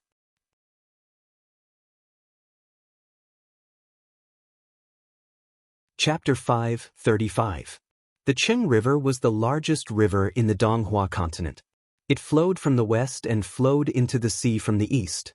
This river flowed across the continent and separated the northern Wei and southern Liang dynasties. It was known as the Jade Belt surrounding the rivers and mountains, dividing the world in two. The Qingyuan Gorge was located in the middle of the Qing River. Because of the high terrain on both sides, the gorge was more than 300 miles wide and the narrowest was only a few hundred feet wide. The river was turbulent and there were dangerous valleys and hills everywhere. The upstream part of the Heaven Worship Ridge was even more deserted, so the sword duels of the 16 sects were always held here. Unlike Hua, Zhong, and Luo, the three of them, who had set off with great fanfare, Wei Zihong followed Zhang Yan's instructions and set off alone. He didn't fly on the clouds. Instead, he took a small boat and went up the river, admiring the scenery on both sides of the river with great interest. The middle and lower reaches of the Qing River were densely populated. Both sides were filled with temples, ancient roads, and strange peaks. When the spring wind blew, the willows and grass swayed, and the fragrant leaves of the trees fluttered. There were many passenger boats on the Qing River, and there was an endless stream of merchants crossing the river. Among them, there was no lack of officials. Seeing that Wei Zihong could go against the current alone without paddling or raising a sail, they knew that he was a Taoist. Although the world was currently in chaos, most of the bandits and battles occurred at the northwestern border. The lower reaches of the river could still be considered a relatively peaceful place. Quite a few people noticed his miraculous abilities and even tried to board a boat to strike up a conversation with him. Although Wei Zihong's small boat didn't seem to be moving very fast, in just a few breaths of time, it had already reached the distant sky and blue waters. The people behind him could only look on and sigh. Wei Zihong was swimming to his heart's content when he suddenly noticed something, and he raised his head to look at the horizon. He saw 2 streaks of light flying over from the south, and he saw that it was a man and a woman. The man had a rough appearance and wore embroidered clothes and a jade belt, and his body was wrapped in baleful qi. With a single glance, it was obvious that he was a core formation realm cultivator, whereas the woman rode on a pink profound light, and even when she was flying, her appearance and figure revealed a sense of charm. The two were not in a hurry. Instead, they floated with the wind. When they suddenly saw Wei Zihong, they were also surprised. The two whispered a few words, and the man waved his sleeves. He came near Wei Zihong. He politely cupped his fists and said, "Dao brother, you're in a good mood to enjoy the scenery." I am Pei Luofu, a disciple of the 5 Smoke Mountains Jing Yuan Immortal Palace. May I know your name? Wei Zihong returned the greeting. I am Wei Zihong of the Yaoyin clan. Yaoyin clan? Pei Luofu was startled. He prided himself on being knowledgeable. However, he had never heard of the Yaoyin clan. As for the name Wei Zihong, it was even more unfamiliar. Just now, he saw that Wei Zihong had a dignified expression, was calm, and had a natural and unrestrained demeanor. He didn't look like a cultivator from an ordinary small sect, so he wanted to make friends with him. He didn't expect that Wei Zihong was a cultivator from an unknown sect. Fortunately, Wei Zihong was also a core formation cultivator. He didn't dare to underestimate him anymore. At this moment, the woman also rushed over. Pei Luofu pointed at her and said, Taoist Wei, this is my wife. Wei Zihong cupped his hands and said, So it is Madame Pei, I pay my respects. Madame Pei also thought that Wei Zihong was extraordinary. Now that she heard that he came from a nameless sect, her expression became somewhat reserved. She indifferently bowed and said, This servant greets Taoist Wei. Pei Luofu smiled and said, Look at the direction Taoist Wei is going.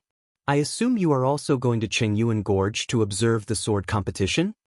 Wei Zihong said, Yes, I rarely go out.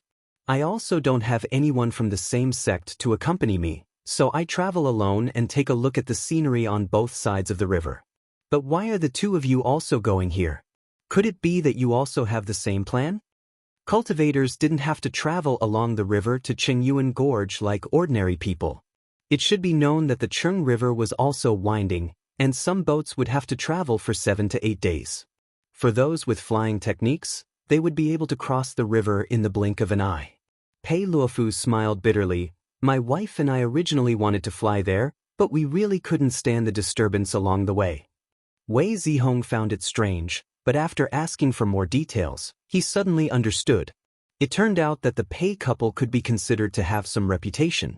Now that the sword competition was approaching on the way to Chengyuan Gorge, who knew how many cultivators would come up to greet them? Not only that, there were also many rogue cultivators whom they didn't know who would come up to them to make friends. If it was just 1 or 2 people, it would be fine, but if there were too many, it would be annoying. Thinking about how many cultivators from all over the world had gathered at Chengyuan Gorge, the couple felt their scalps go numb. Thus, they decided to slow down and simply travel along the river, enjoying the scenery while they were there. They would only rush to the gorge on the day of the sword competition. Madame Pei sighed and said lightly, Actually, we can't blame them. Our Cheng Yuan Immortal Abode is the outer abode of the Yuan Yang sect, so the two of us can also be considered disciples of the Yuan Yang sect. When she said this, everyone who heard the 3 words, Yuan Yang sect, revealed expressions of envy and awe. However, when she looked over, she saw that Wei Zihong didn't have any reaction, and there wasn't even the slightest fluctuation in his eyes. Madame Pei seemed to have punched empty air, and her expression was somewhat unnatural. She was even more unhappy in her heart. Her beautiful eyes turned and she said, Taoist Wei, do you know that the 2 fellow disciples of the Yuan Yang sect who went to the sword competition were originally from the same sect as my husband? Their private friendship is also very good. When Wei Zihong heard about the people who went to the sword competition, his curiosity was piqued.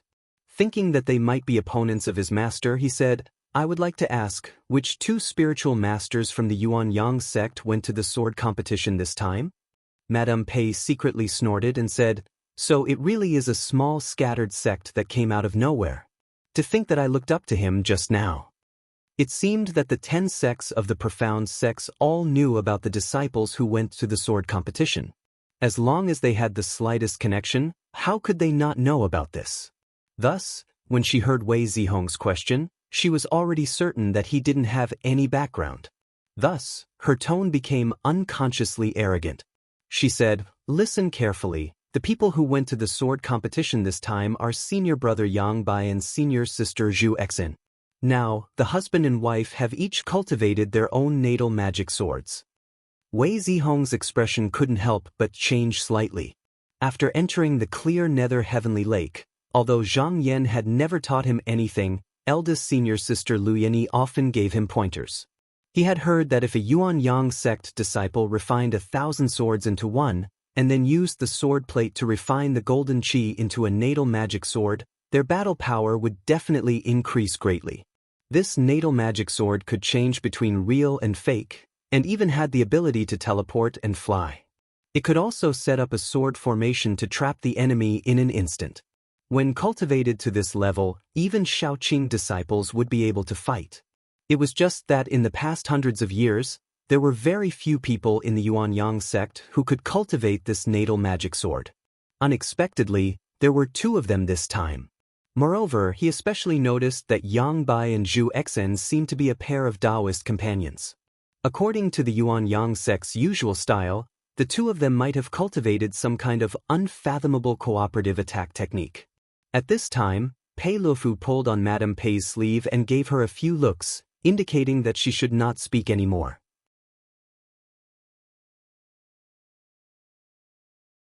Qiu Zixin and the Pei couple had always been at odds with each other, and now that they were being exposed, he immediately flew into a rage out of humiliation. Unable to restrain himself any longer, he formed a seal with his hands and separated 2 dazzling golden swords. One flew towards Pei Luofu, the other towards Wei Zihong. He thought that since the 3 of them were traveling the same way, they must have some degree of friendship. Since they were going to fight, he might as well make the first move to gain the upper hand. When Wei Zihong was cultivating, the devil calamity was just around the corner and danger was everywhere, so he had never left the mountain to search for medicine. This was the first time he had left the mountain. Seeing that someone was going to fight him, not only was he not angry, but he was also excited. He shook his sleeve and released a wisp of smoke. But after all, he had just now formed his core and didn't know how strong he was, so he used almost all of his strength. He was someone who had achieved the 3rd rank of his Dan, so his chi of miasma was extremely powerful. A cloud of smoke that was dozens of feet wide suddenly crossed half of the river, stirring up wild waves and collapsing a patch of willow trees on the shore. By the time the tide subsided, the magical sword had already disappeared.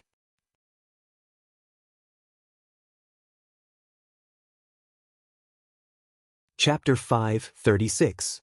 P.S. I accidentally fell asleep. Today is Thursday. I will update 2 more chapters before Friday. Qiu Zixin and the Pei couple were all stunned. In that instant, the power of the Dan that Wei Zihong had released had practically flipped over half the surface of the river. Admittedly, this movement was caused by him using his full strength, but everyone present was not blind. How could they not see the power contained within the killing intent? Qiu Zixin smacked his lips and couldn't help but look at Wei Zihong with a deep trace of fear in his eyes. Without saying a word, he turned around and left. He had also tested the power of pills in his sect, and the commotion caused by the person in front of him was completely incomparable. Against a cultivator of this level, even an ordinary magic treasure would not be able to withstand it. The other party only needed to barbarically and unreasonably attack him a few times, and he would be defeated.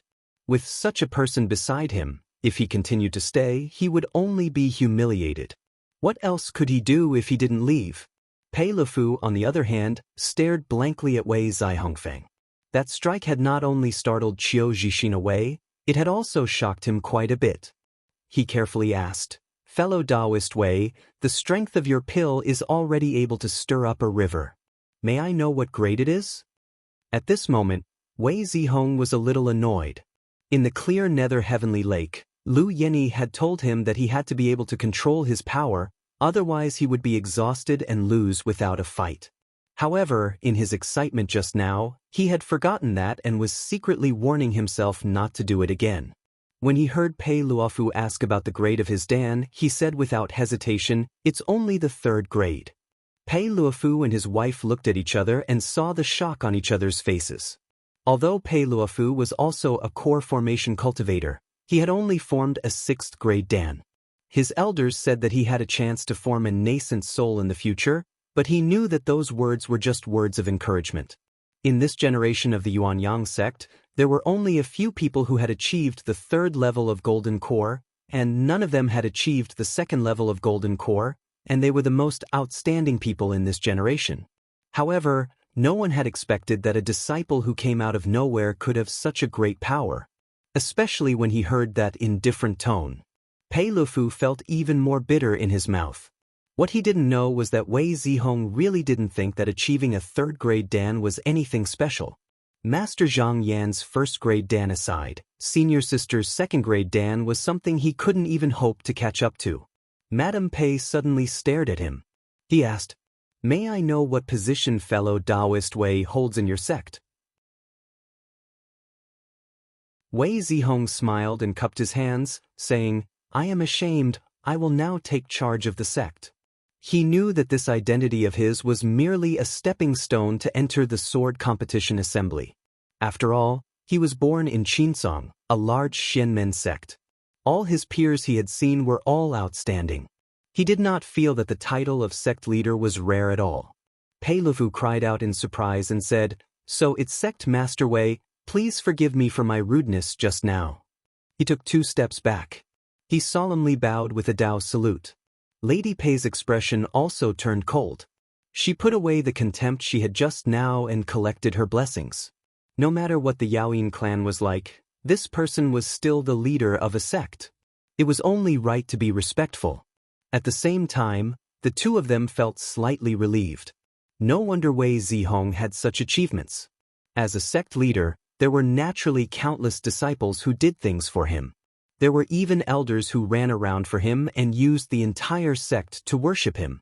If he obtained a superior cultivation technique, how could his achievements not be high? This was also the practice of many small scattered sections. Cultivators like this also needed to take care of the sect's safety. If they had the opportunity to advance further, they would need to help the younger generation of disciples and continue to strengthen the sect. In the large Xianmen sect, there were quite a few sects that had come through this way. After this incident, the Pei couple's attitude towards Wei Zihong changed a lot. Their words were even more courteous. The 3 of them traveled on the boat, moving and stopping. In just 4 days they had already reached the middle reaches of the Qing River. In another day's journey, they would be able to enter the Qingyuan Gorge. The number of cultivators here had gradually increased. From time to time, flying boats of light would pass by, and there were also familiar people who came down to greet them. Pei Lufu had a wide circle of friends. Even if he didn't know the people he met, he could still use the method of flying light to explain the origins of their clans. This allowed Wei Zihong to gain a lot of knowledge. That afternoon, they heard the rumbling of the great river in front of them. The water suddenly became turbulent. The small boat had entered the first gorge in the middle reaches of the Qing River, the Dingwa Gorge. Pei Lufu pointed at a bulging mound above the mountain ridge and said, "Sect leader Wei, this is the upper granary that Wei Wu Wu set up." Wei Zihong also looked up. He was originally from the state of Great Wei's Gong province. How could he not know Wei Wu Wu Wu? After a few glances, he said, "So this is the upper granary." Wei Wu Wu was a master of the Wei dynasty. He swept away the invaders from the north, pacified the Chang Rong in the west, and subdued the barbarians in the east. After that, he wanted to leap over the river and conquer southern Liang, unifying the world. Because of this, he set up a mountain granary at the middle reaches of the Qing River, built a boat fleet, and even renamed the gorge Dingwa. He pretended to cross the river here to show his determination. This action attracted the troops of southern Liang to gather here, and they confronted each other across the river. However, the state of Liang did not know that this was Wu Wu Wu's move to cross the sea. The grain seemed to be piled up like a mountain, creating a magnificent sight, but in reality, it was just some soil and stones. The Wei dynasty took this opportunity to select elite troops to cross the river from the lower reaches. However, after the army crossed the river, there was suddenly news of Wu Wu's death. They had no choice but to retreat, causing them to fail on the verge of success. Since then, they no longer had any intention of spying on the south. However, the ruins on the Dingwa Gorge were preserved. Today, it was known as the location of the upper granary.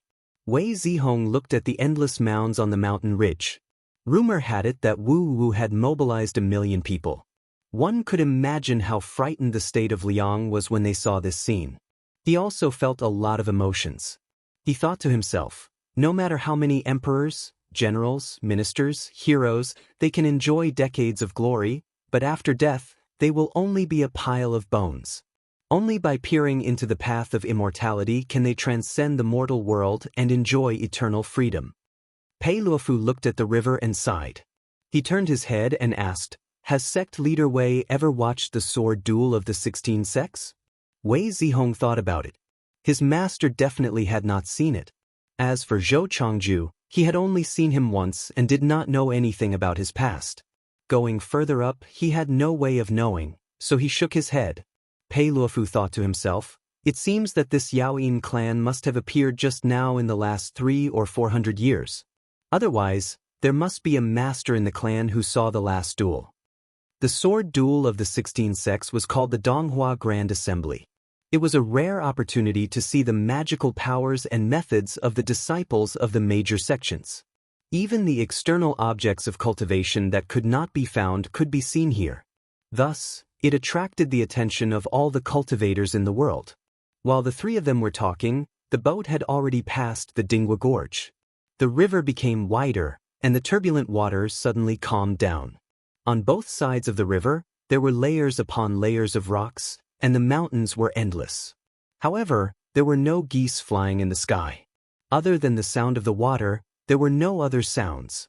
Wei Zihong also discovered that just now he could still see 1 or 2 cultivators from time to time, but now all of them were gone. Just as he was feeling surprised, he saw a black rock rising in his field of vision.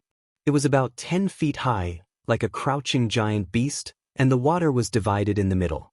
Pei Luofu pointed to the 2 channels on the left and right and said loudly, "Sect leader Wei, please go left." Wei Zihong did not think too much about it. He activated his technique in the direction that Pei Luofu pointed, and the water boat turned. They were originally going against the current, but when they turned into this fork, they were actually going with the current. The water suddenly became faster, and the waves surged. The boat moved faster and faster, and the scenery on both sides seemed to fly past. He noticed that there was a mountain ridge in front of him, and other than that, there was no other way forward. At this moment, the 3 of them were getting closer and closer. If they did not change their direction, they would probably crash into it. If a mortal was here, they would probably be scared to death. However, Pei Luofu's expression did not change, and he did not have the slightest intention to change his direction. Wei Zihong's heart moved, and he secretly smiled. He also steadied his body and did not move. He let the small boat rush forward like a wild horse out of its reins. Not long after, the boat was lifted by the waves, and it flew into the air, crashing into that mountain rock. With a bang, Wei Zihong only felt the scenery in front of him change. He saw that they were sailing on a river that was several tens of miles wide. On both sides of the river, there were undulating mountain ridges, and there were spiritual lights and shadows everywhere. They moved up and down, leaping and sweeping endlessly, arrogantly like flames. It was unknown how many cultivators had arrived here. In the middle of the mist, there were palaces and pavilions, flowing waterfalls and flying springs. There were even floating spiritual peaks. Golden multicolored light flickered, and the clouds and mist changed irregularly. It was a magnificent scene, and Wei Zihong could not help but click his tongue in wonder. At this moment, Pei Luofu lightly sighed. Just now, he clearly saw that the moment the small boat crashed into that mountain rock, Wei Zihong actually did not use any magic power to protect himself. Even if he was a core formation cultivator, if he were to collide with such a turbulent current, even if he did not die, he would lose half his life. Just now, he purposely did not make a sound. In reality, he wanted to see Wei Zihong's distressed state, but he did not expect him to be so calm. He could not help but admire Wei Zihong's determination. Lady Pei looked up and said with envy, "I wonder what kind of treasure Bu Meng Pavilion will bring out this time." Pei Luofu chuckled and said, "Cheap things are not that easy to pick up." In all of the sword competitions in Donghua continent, Bu Meng Pavilion would always bring out many magical treasures as a prize, and give them to the disciples who won during the spell gathering. Not only that, but the sect never interfered in the fights between other sections. The disciples would usually just go through the motions and then leave. As a result, the elders in the sect were always the judges of the spell gathering. At this time, Wei Zihong turned his head and asked with a smile, "In this sword competition, which sect do you think will win?" Pei Luofu seemed to be weighing his words. After hesitating for a while, he said, "This is hard to say. In all of the sword competitions, although Shaoqing, Qinsong, and Yuxiao have the most wins, it is not like the other sects do not have a chance. For example, in the competition 4,700 years ago, it was my Yuanyang sect that took first place." Wei Zihong smiled lightly. 4,700 years ago, it was indeed the Yuanyang sect that took first place. However, the person who came to compete that time was the only powerhouse in the Yuanyang sect who later ascended. This person was extremely famous. At that time, he traveled unhindered in Donghua continent, and there were few who could match him. However, from then on, the Yuanyang sect no longer had such a person. Madame Pei could not help but ask, "Sect Master Wei, in your opinion, who will be the champion of this sword duel?" Wei Zihong's expression clearly showed that he did not agree with this statement. "Sect Master Wei, in your opinion, who will be the champion?"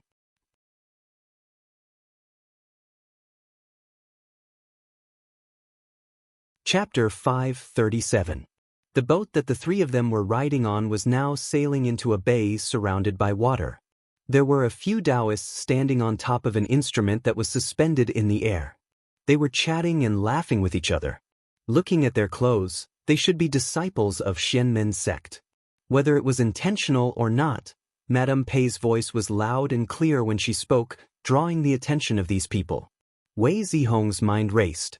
Although he thought that his master's abilities were profound and more profound than the disciples of other sects, he also knew that he couldn't speak carelessly at this moment. Otherwise, he would offend someone without knowing it, so he just smiled and avoided answering. When the small boat reached the shore, Pei Luofu raised his eyes and looked into the distance. He said in surprise, "I didn't expect that 4 of the 10 sects of the mysterious sects would already be here." Wei Zihong turned around and followed his gaze, and he saw that beneath the bluish green, the river seemed like a white chain that wound for 1,000 li before disappearing into the horizon. Both sides of the river rose and fell without end, and there were 4 lofty peaks that covered the sky 50 kilometers away from here. Auspicious lights revolved around them, and multicolored lights soared into the sky, causing them to reveal an extraordinary imposing manner. There were a total of 24 famed peaks in the Qingyuan Gorge, and only those who obtained the sword duel symbol book in the name of a sect would be able to occupy a spot. Seeing that Wei Zihong was engrossed in watching, Pei Luofu pondered for a moment, then cupped his hands towards him and said politely, "Most of the good places in Qingyuan Gorge to watch sword duels have already been occupied. Since it's Sect Master Wei's first time here, I'm sure you don't have a suitable place to stay. It'll be troublesome to find one in a hurry. My Jingyuan Immortal Mansion has built a temple on a mountain ridge 50 miles away. At that time, many fellow Taoists will also come to gather. If Sect Master Wei doesn't mind, why don't you come with me?" Wei Zihong originally wanted to go to the famous peak where the Yao Yin clan originally resided. But on second thought, there was still one more day until the sword duel. If he went early, he was afraid that he might cause some trouble. It would be better to wait until nightfall before making his plans. Therefore, he said, "Then I will have to trouble you." Pei Luofu was very happy to see him agree and said, "Sect Master Wei, please follow me." He gathered the smoke and led Madame Pei forward. Wei Zihong also tapped his feet on the ground and turned into a wisp of smoke as he followed. The 3 of them flew along the mountain ridge. After a while, they saw a beautiful temple on the mountain ridge. There was nothing around it to hide. His field of vision was very wide. The 3 of them suppressed their escaping smoke. Before he entered the temple, he saw a tall and thin cultivator with thick eyebrows walk out from the door. His eye sockets were slightly sunken, and his eyes were filled with killing intent. When Pei Luofu saw this person, his entire body trembled, as if he was somewhat afraid. He took the initiative to step forward and clasp his hands. "Greetings, Senior Brother Jean." Senior Marshal Brother Jean grunted and said in a displeased tone, Junior Marshal Brother, why are you so late? Senior Marshal Brother Yang and Senior Marshal Sister Zhu will be arriving tomorrow. I still have a few barriers in the temple that haven't been set up yet, so I'll need your help. It seemed that this man had a high position in the Yuanyang sect. Although Pei Luofu didn't want to, he didn't dare to refuse. He said in a low voice, Senior Brother, please go first, I will follow you. Senior Brother Jin snorted. He turned his gaze to Wei Zihong and asked with a frown, Who is this? When Pei Luofu told him about Wei Zihong's identity, Senior Marshal Brother Jin's expression did not change in the slightest. A cultivator of unknown origin was not worthy of his attention. Even if Wei Zihong was the sect leader of a sect, he would not pay much attention to him. After indifferently bowing to Senior Marshal Brother Jin, he left. Pei Luofu sighed, turned around, and said to Wei Zihong apologetically, I didn't want Senior Marshal Brother Jin to be here. I wanted to entertain sect leader Wei, but now I have to excuse myself. Tomorrow I will hold a banquet to apologize. Wei Zihong didn't mind. He said with a smile, Fellow Taoist Pei, you are too polite. If you and your wife have something to do, you can go ahead. You don't need to pay attention to me. Pei Luofu bowed deeply to him, then rode a wisp of smoke and soared into the sky, bringing his wife along as he flew towards a peak in the north. While flying, Madame Pei came up to him and asked with a puzzled expression, Master, why are you so polite to this man? Pei Luofu's eyes shone with an indescribable brilliance. He said, Madam, don't underestimate this man. I think his background is not simple. There is nothing wrong with befriending him in advance. Wei Zihong pondered for a while, then closed his eyes and meditated on the empty ground in front of the temple. He sat like this for the whole night. Just now, he opened his eyes and calculated the time. With a leap, he stepped on the smoke and flew into the sky. After traveling for hundreds of miles in one breath, he saw that the mountains on both sides of the river were filled with magnificent temples and flying buildings, emitting rays of colorful light under the night sky. He couldn't help but be surprised and thought to himself, I didn't expect so many cultivators to come. He knew that the Yaoyin clan also occupied one of the 24 peaks, but he didn't know which peak it was. Thus, he wandered around the mountains trying to find it. However, as he flew here and there, many cultivators below were dissatisfied. Originally, according to etiquette, if someone occupied a peak, they couldn't fly over it to show respect. However, when those people saw that Wei Zihong was flying on the Pilfine smoke, they knew that he was a core transformation cultivator. Even though they were resentful, they didn't dare to say anything. As a result, no one stopped him even after he flew over 100 mountains. At this time, on top of the Qingyuan gorges supporting Pil Peak, there was an elder wearing a golden robe and a tall hat. He was heaven-mending Pavilion's Inya, the judge of this sword battle. He noticed the commotion over here and couldn't help but laugh. This child's Pilfine smoke is so vigorous, I wonder which old friend is his disciple. Junior brother, you should go and persuade him to come down. You should also give him some face. Sitting next to him was a middle-aged cultivator with a sturdy figure. When he heard this, he stood up and said, Okay, I also want to see which family's handsome disciple is from. After Wei Zihong circled around a few times, he suddenly felt that there was a mountain peak in the northwest that seemed to resonate with his mind. His spirit was shaken, and he immediately flew towards that direction. However, as soon as he got closer, he felt that the mountain peak seemed to be obstructed by a forbidden formation. Before he could cast a spell, the large formation suddenly shook and opened the formation door, allowing him to enter. His heart was filled with joy, and he turned into a wisp of smoke and went straight into the belly of the mountain. After a few hundred meters, a delicate and pretty young girl in a light green dress flew out. She had snow-white skin and black hair. She bent her knees and said, This servant respectfully greets the sect master. Wei Zihong stopped and asked curiously, Who are you? The young girl seemed to have a hidden bitterness and said with grievance, This servant is the formation spirit that master set up in the past. Could it be that master has forgotten? With this reminder, Wei Zihong unconsciously became absent-minded. It seemed that the person in front of him was somewhat familiar, but he couldn't remember. He shook his head and said, "Close the formation door first. In a moment, my teacher will arrive, and you can't let a single person come up the mountain."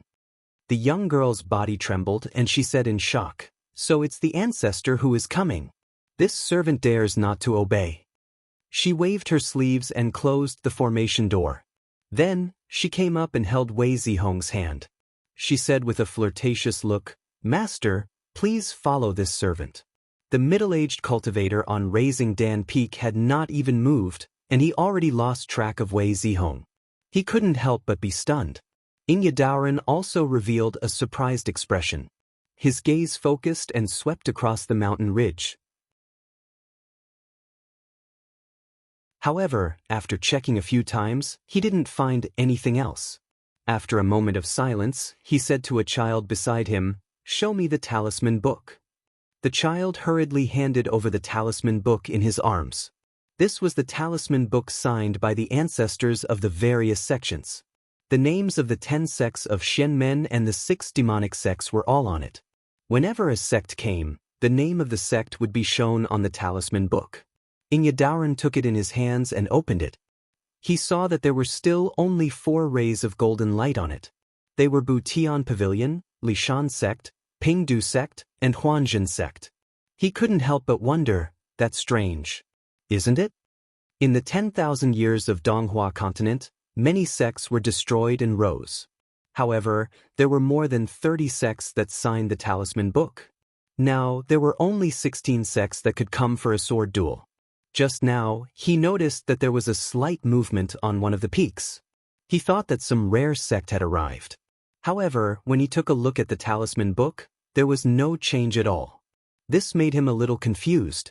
He didn't know that although the talisman book could show the name of the sect, the disciples of the sects had to come with the message talisman of their ancestors. Even though Wei Zihong had arrived, his message talisman was in the hands of his master, Zhang Yan. Therefore, the name of Yao Yin did not appear. Just as Inyadaran was about to put away the talisman book suddenly vibrated. He unconsciously held it in his hands again. He took a closer look and saw that the second scroll was shining with golden light. The 2 words, Guangyuan, appeared. He revealed a surprised expression and said, "So it's this sect." He shook his head and said thoughtfully, "There must be a lot of surprises in the sword duel this time." The middle-aged cultivator looked at the talisman book in his hands and also saw the name of Guangyuan sect. He thought for a while and said, "In the past, Shinchong Jinren was also undefeated in Donghua.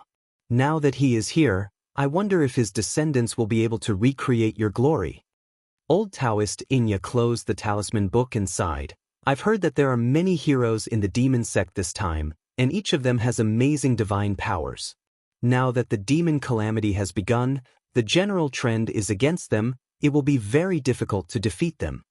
The middle-aged cultivator was very confident and said, "Senior martial brother, you worry too much.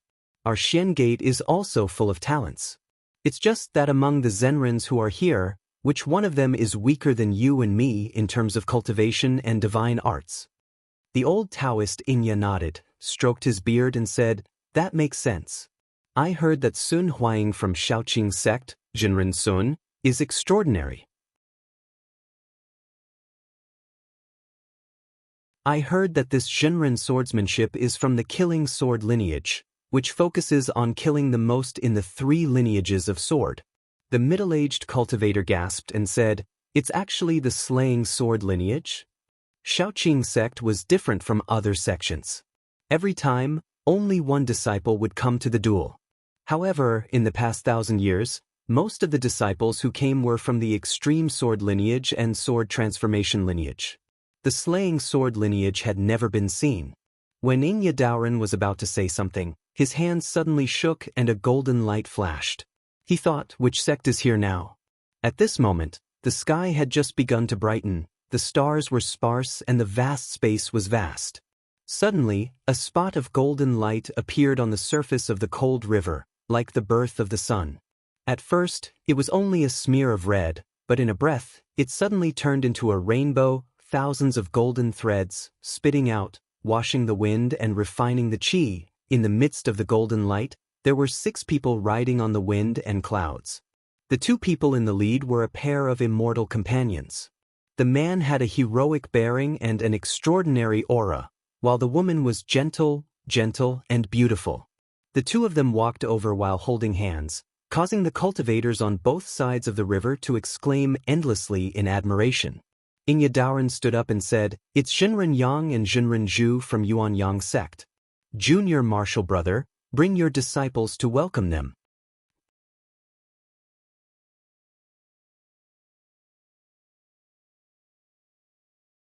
Chapter 538.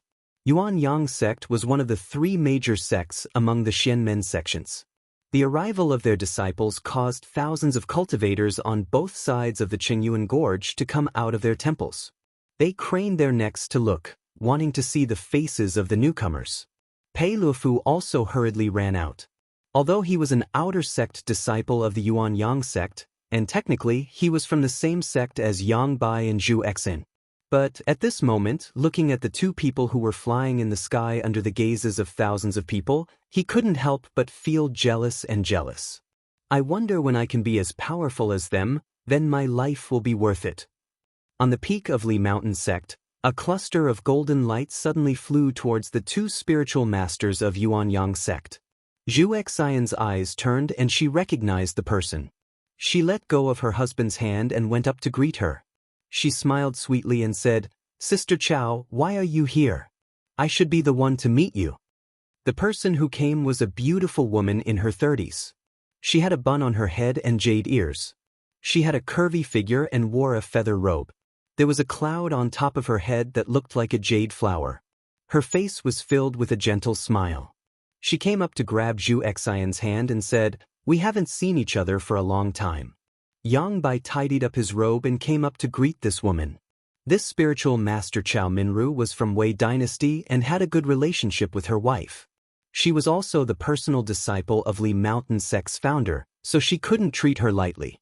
When the two women met, they naturally had a good chat. Zhu Xian and Chao Minru hadn't seen each other for a long time and felt that they had endless things to talk about. So she shook her hand and said, "Sister, why don't you come to my peak and sit for a while?" Chao Minru had the same intention and happily agreed. Although her Li Mountain sect had a founding master overseeing the mountain, its power was not comparable to the great profound sects like Shaoqing sect, Yuxiao sect, and Yucang sect. Even sects like Yuan Yang sect were inferior to them. This time, when she came to the sword competition assembly, she did not have any thoughts of competing with these sections. However, this time was different from the past. It involved the battle between Xianmen and demon sects. She couldn't back down at all. She could only try to find a few people she was on good terms with so that they could take care of each other. This time, Yang Bai and Zhu Xian were accompanied by two Yuanying elders. Including Chao Minru, there were a total of 7 people in the group. They moved the astral winds and parted the clouds, descending towards a mountain range in the west that was filled with pavilions. Then, they descended in front of a palace hall. Yang Bai's eyes flickered. He suddenly turned his head around. The two girls also seemed to have sensed it and turned around to look at the same time. At this moment, a green jade gourd the size of a hill flew over from the sky. Countless talisman flashed on the surface of the gourd. The light was dazzling. Anyone with good eyes could tell that this was not just a flying artifact. A handsome young man in a Taoist robe stood on the gourd with his hands clasped behind his back. He seemed to be only 15 or 16 years old. His hairband and clothes fluttered in the wind, and there were 2 big clouds circling above his head.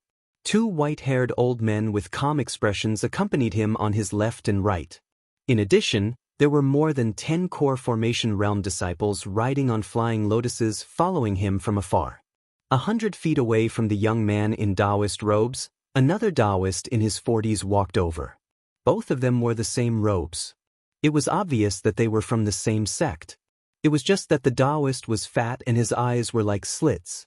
No one knew who he was. He was standing on a bamboo raft, and there was only one nascent soul elder behind him to protect him. Compared to the young man in Taoist robes, he was much more extravagant. He didn't know how much he was lacking. Even though his glory was overshadowed by his fellow disciples, he did not look unhappy at all. Instead, he smiled and cupped his hands at the cultivators on both sides of the river. Yang Bai's gaze was fixed on the head of the young man in Taoist robes. He said in a deep voice, "This Tong Yuan's Tao is profound. He's a strong opponent." Chao Minru said, "It's nothing strange. He might look young, but he's from the same generation as us. He even entered Tao 100 years earlier than us. During the last sword battle, he had already entered the Yuaning realm. It's just that his master had just passed away and there was no one to help him, so he couldn't make it." As if he could sense that everyone was looking at him, Tong Inyuan suddenly raised his head and swept his gaze across the three of them. He snorted and turned his head away. His expression was extremely arrogant, as if he didn't care about them at all. Zhu Exen said angrily, "This person is so rude." Yang Bai shook his head and said with a smile, "Madam, this person isn't that shallow. He's just putting on an act to infuriate us. Ignore him. During the sword battle, let's see what tricks he has." At this moment, Chao Minru stretched her head out and looked left and right. Zhu Exen asked curiously, "What is Jie looking for?" Chao Minru said, "Nanhua sect and Taihao school have always been on good terms. Since Taihao school's disciples are here, Nanhua sect should also be here." As expected, not long after she said that, a few strange bird cries came from the direction of Tiannan. It was chirping and chirping, but they couldn't tell what it was. Not long after, a strong gust of wind danced in the sky, as thick as smoke, descending towards Qingyuan Gorge. Immediately after, the wind and smoke dispersed, revealing 5 Yuanying Taoist masters. Standing at the front were 2 men who looked almost exactly the same. They were both dressed in white, their facial features were delicate, their spirits were clear, and they were unforgettable. The man on the left was riding on a red mantis bird about 10 feet in size. It had a golden crown like a zoysia, yellow feathers, and green fur. Its tail was 50 feet long and it was like a flying star, illuminating the night sky. The man on the right was riding on a 2-headed magpie. It had fierce eyes and a sharp beak. Its feathers were red and black, its belly was white and it had a long tail. Its wings had fierce back claws and it had a wingspan of 60 feet. Chao Minru looked at the 2 strange birds and thought, "These 2 must be Nanhua sect's Nye Zhang and Nye Gui brothers. The spiritual birds they are riding on seem to have the ability to control fire. Could it be that they are here to deal with Qinsong School's Jinrenhua?" She said the last sentence unconsciously. When Yang Bai heard the 3 words Qinsong School, he couldn't help but pay attention. Zhu Exen pursed her lips and smiled, "Sister Chao, I'm afraid you're wrong. I know Jinrenhua's reputation. I heard that his cultivation technique is of the water attribute. The Nye brothers brought fire spiritual birds. Aren't they going in the opposite direction?" Chao Minru shook her head and said, "You don't know. Jinrenhua did indeed cultivate a water attribute cultivation technique in his early years, but after he married into the Chen family, he changed to cultivating a fire attribute cultivation technique. If it weren't for the fact that his wife and I are close friends, I wouldn't have known about this." Yang Bai thought for a moment and laughed. "In this sword duel, among our 10 sects, only Jinrenhua cultivates a fire attribute cultivation technique. It can be said that his pillow is not strict. It's not hard for Jinren Chao to know about this, but how did the Nye brothers find out? From what I can see, these 2 brothers are quite handsome." When he said the last sentence, his tone was rather playful. How could Zhu Exen not understand what he meant? She glared at him in annoyance. Chao Minru coughed and took the initiative to change the topic, saying, "This time, besides Jinrenhua, there is also that Jinrenhua from Qinsong School. The 2 of you have to be careful." Yang Bai said, "I heard that this Jinrenhua is ranked 2nd among the top 10 disciples of Qinsong School. I think he can't compare to Jinrenhua." Compared to Huaxian, Jinrenhua's reputation was much smaller. He had also gone out to gain experience, but that was more than 300 years ago. Not many disciples of this generation had heard of his reputation. However, Chao Minru said seriously, "Don't think like that. You don't know, Jinrenhua and Qi Yuntian cultivated under Meng Shangzhen in the past. Later on, they switched to Jinren Qinyu. In terms of lifespan, They are about the same as Zhenrenhua. Hearing Qi Yuntian's name, the two of them couldn't help but feel deep respect for him. They even looked at Zhenrenhua in a higher light. Yang Bai even secretly reminded himself, we have to be careful when we meet this person. At this moment, Chao Minru suddenly revealed a relaxed expression. She said, fortunately, Qinsong School didn't send that Zhenren Zhang over for this sword duel. Yang Bai said in surprise, Zhenren Zhang, who is this? Chao Minru said, brother-in-law, do you know that Qinsong School once had a fellow Taoist with a first-grade core? Yang Bai nodded and said, first-grade core is rare since ancient times. How would I not know about this? Then, his body shook and he came to a realization. He said in surprise, could it be that the Zhenren Zhang that Zhenren Chao mentioned is the same person? Chao Minru nodded lightly and said, that's right. This Zhenren Zhang has been in the Tao for less than 100 years. Now, he has already cultivated to Yuaning. Yang Bai and Zhu Exan looked at each other in shock. After a while, Zhu Exan said reluctantly, this Zhenren Zhang's cultivation is so advanced, his divine power must be slightly weaker. Chao Minru shook her head. She told the two of them everything she knew about Zhang Yan. After the two of them listened, they were speechless for a long time. Zhang Yan's battle achievements were mostly outside of Donghua. Although the disciples of the Devil sect knew that he was powerful, in the Shenmen he was not famous. Moreover, among the 3 disciples from Qinsong School who came for the sword duel, there was no name for him. If they didn't deliberately ask around, they wouldn't know. As for Chao Minru, it was a coincidence that she heard of Zhang Yan's name. In the past, Lu Yeni went out to find medicine and coincidentally met her. She originally wanted to take her as a disciple. However, after asking around, she found out that this girl already had a teacher, so she gave up on that thought. After Lu Yeni returned to the mountain, she even ordered her disciples to secretly escort her back to the clear nether heavenly lake. Because of this, she deliberately paid attention to the matter of Zhang Yan. However, after asking around, she was shocked. Only then did she know how amazing this person was. Yang Bai sighed and said, this Zhenren Zhang, in terms of talent, far surpasses his peers in the world. At the same time, he thought to himself, this person actually didn't come for this sword duel. It's a pity that I can't spar with him. Zhu Exan couldn't help but feel a little timid. She patted her chest and said, the 3 major sects have a deep foundation. It's really not something we can imagine. While the 3 of them were talking, the group from Qinsong School was already 100 miles away from Chengyuan Gorge. However, they stopped at that moment. Huoxian looked into the distance and saw a star shuttle dozens of miles away. It shone like the stars in the sky, and there seemed to be an illusory cloud covering the sky. He said, from the looks of it, it seems like someone from Yuxiao is coming. Zhong Muqing and Luo Qingyu each activated their flying chariots and stood side by side with him. Zhong Muqing put his hand on his forehead to block the cloud light. After a few glances, he said, the previous 2 sword duels in Yuxiao School were with the Wu family. This time, it should be the Zhou family.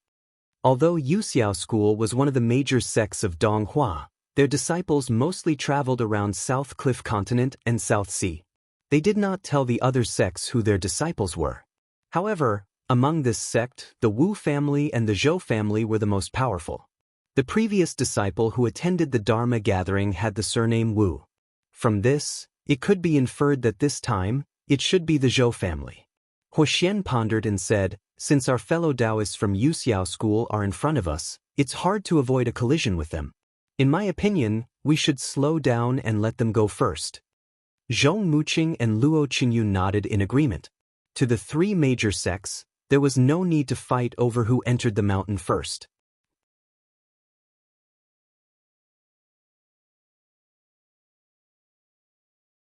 Chapter 539. Just now, the people of Qinsong School had come to an agreement. At this moment, a cloud of smoke came from afar. Bayalini, a beautiful girl, stood on the cloud. She was about 15 or 16 years old. Her hair was combed into a flying fairy bun. She had almond-shaped eyes and rosy cheeks. Her features were picturesque, and her nose was greasy. She wore a lotus-colored dress. She came before Huoxian and the others and bowed, saying, "My daughter is Zhou Wanhan, a disciple of Yu Xiao. May I ask which one of you is spiritual master Hua?" Huoxian said in a low voice, "I am." Zhou Wanhan bowed again and said in a clear voice, "My master sent me here to invite fellow Taoists of Qinsong School to enter Chengyuan Gorge." Huoxian was slightly surprised. Yu Xiao School's Dingyang Zhou clan was one of the few aristocratic families in Xianmen.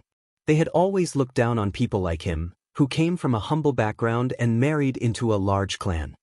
He was unwilling to go earlier because of this consideration, but he did not expect her to take the initiative to greet him. He looked at the girl and said, "Who is your master?" Zhou Wanhan said seriously, "My master's surname is Zhou Jin Huang."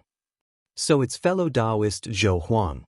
Huoxian's eyes flashed as he nodded. Zhou Huang's cultivation age was similar to his. Not to mention his profound cultivation, it was rumored that he had already cultivated the spiritual pivot Great Jade Light from Yu Xiao School. He was definitely not to be underestimated. He thought for a while and said loudly, "Martial niece Zhou, please reply to your master. You and I are both from Xianmen, there's no need to be so courteous.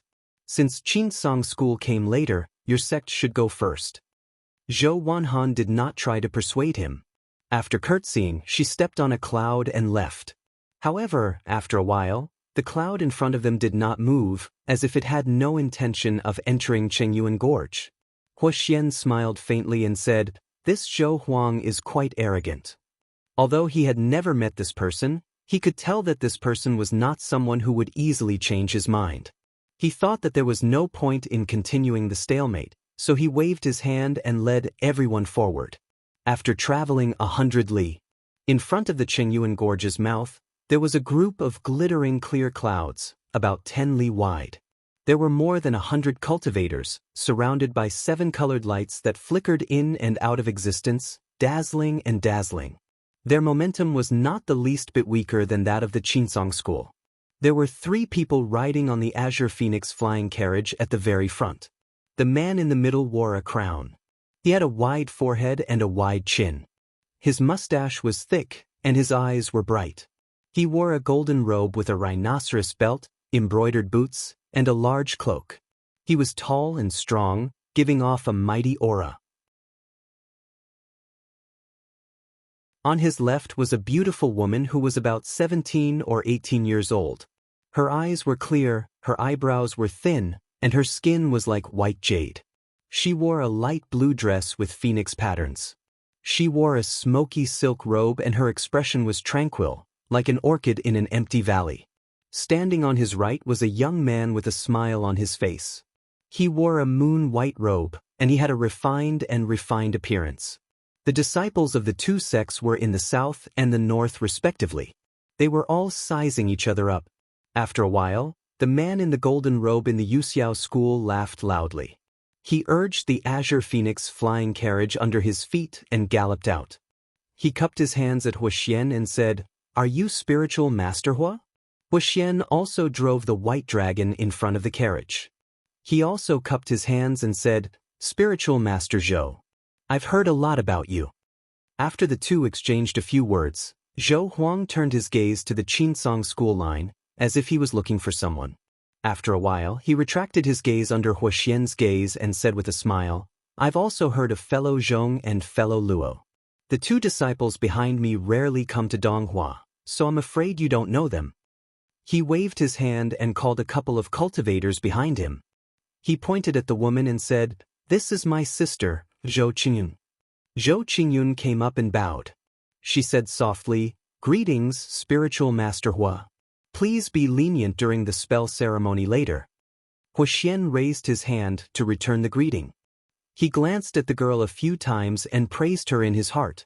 He had heard that the daughters of the Dingyang Zhou clan were all outstanding in beauty, and it was indeed true. That Zhou Wanhan and this Zhou Qingyun were both stunning beauties. Zhou Huang pointed at the scholarly man and said, "This is my junior brother, Xie Keming." Xie Keming smiled and also came up to greet Huoxian. The Xie clan was also a large clan in Xianmen. They were related by marriage to the Zhou clan for generations. Out of etiquette, Huoxian also called Zhong Muqing and Luo Qingyu to his side. After greeting each other, they agreed to enter the gorge together before returning to their respective places. Zhou Huang returned to the cloud and stroked his mustache. He said, "Qingyun, what do you think of the three Taoists from Qinsong School?" Zhou Qingyun pondered for a while and said, "In terms of cultivation, fellow Taoist Hua is the best. I used several secret techniques just now, but because he is surrounded by the metal and fire energies, it will collapse and dissipate when I get close to him, making it extremely difficult to detect. As for the bell, the palanquin, and the scorching heat, it will be extremely difficult to detect." Zhou Huang raised his eyebrows and suddenly said, "I heard that my brother-in-law is only ranked below Zhong and Luo in Qinsong School." Zhou Qingyun said indifferently, "So what? His aptitude is indeed extraordinary, but he doesn't come from a great clan, nor has he become the disciple of any Taoist abode master. His future achievements will stop here. Just by looking at the fact that he can't participate in the sword duel this time, it can be seen." Zhou Huang laughed loudly and said, "Qingyun is right. In reality, what can he do even if he comes? That cripple Zhou Chongju only has one disciple under him. How can he compete with others by himself?" The disciples from the 10 sects of Xianmen who came for the sword battle this time were all protected by the elders of the sect. For example, in Yuxiao School, other than Zhou Huang and the other two, there were 9 guardian elders. There were a total of 12 Yuanning cultivators. Qinsong School was not bad. Behind Huoxian was the Chun clan, which was the head of the aristocratic families in Qinsong School. It had a strong foundation. Just to protect him, they sent out 4 Yuanning Jinren. In addition to the 6 Yuanning elders behind Zhong Muqing and Luo Qingyu, there were 13 Yuanning cultivators in Qinsong School. It was one more than Yuxiao School. However, whether it was these 2 sects or the previous sects, the highest cultivation level was only the 2nd level of Yuanning. There was no one who had achieved the Yuanning Dharmakaya. After reaching the 3rd level of Yuanning, one more step and they could become a grotto. There were not many cultivators of this level in the 3 major sections. They were not ordinary cultivators. They could not be killed easily. Not only could they not be ordered around, all the sects would do their best to protect them and not let them out of their sects easily. At this time in Qinsong, the Yuxiao and Yuxiao families were walking side by side, heading towards the Chengyuan Gorge. The strong wind blew 100 miles away, covering the sky and the earth. The disciples of the various sects were shocked. Daoerningye even came down from the Elixir Peak to welcome them. Yang Bai and Zhu Xan were secretly shocked. Although the Yuanyang sect had grown a lot stronger in the past 100 years, and they thought that even if it wasn't as strong as the top 3 sects, it shouldn't be too far behind. But now, they realized that they were still far behind. Chao Minru said, "The 2 of you, I don't mind going down to meet our fellow cultivators from Qinsong and Yuxiao." Yang Bai and Zhu Xan nodded. The 3 of them rode the strong wind and descended. However, just as they reached the bottom of the peak, they saw that there were lights flying towards the center of the river from the other peaks. They must have the same plan as them. The disciples of the various sects who had come for the duel greeted each other on the river for a full 2 hours. Only then did they disperse and went to their respective peaks to sit down. Elder Ing returned to the Elixir Peak.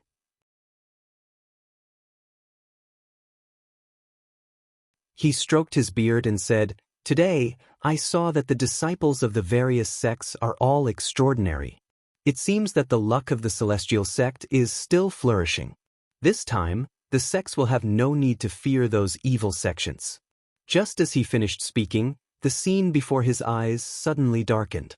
Raising his head to look, he was shocked to see tens of thousands of layers of thick fog had appeared out of nowhere, converging and gathering from all directions, covering the sky. The originally clear and sunny sky had instantly turned dark and gloomy, and the surroundings were dark and gloomy. Elder Ying's expression changed. He took 2 steps forward and grabbed the talisman book. Suddenly, 6 grayish-white lights leaped up from the book. Netherspring Sect, Huncheng Sect, Jiuling Sect, Yuan Ing Sect, Yuan Ing Sect, Yuan Ing Sect. The 6 sects of the demon sect had gathered together. At this moment, the The sky looked like it was dyed black.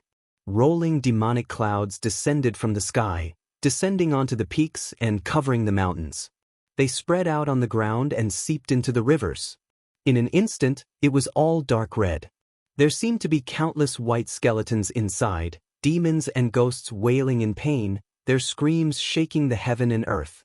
The thousands of celestial sect disciples at the bottom of the Qingyuan Gorge were all frightened by the monstrous demonic flames.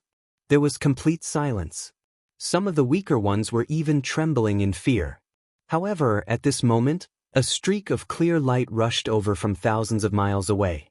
It tore apart the demonic qi and went straight into the Qingyuan Gorge.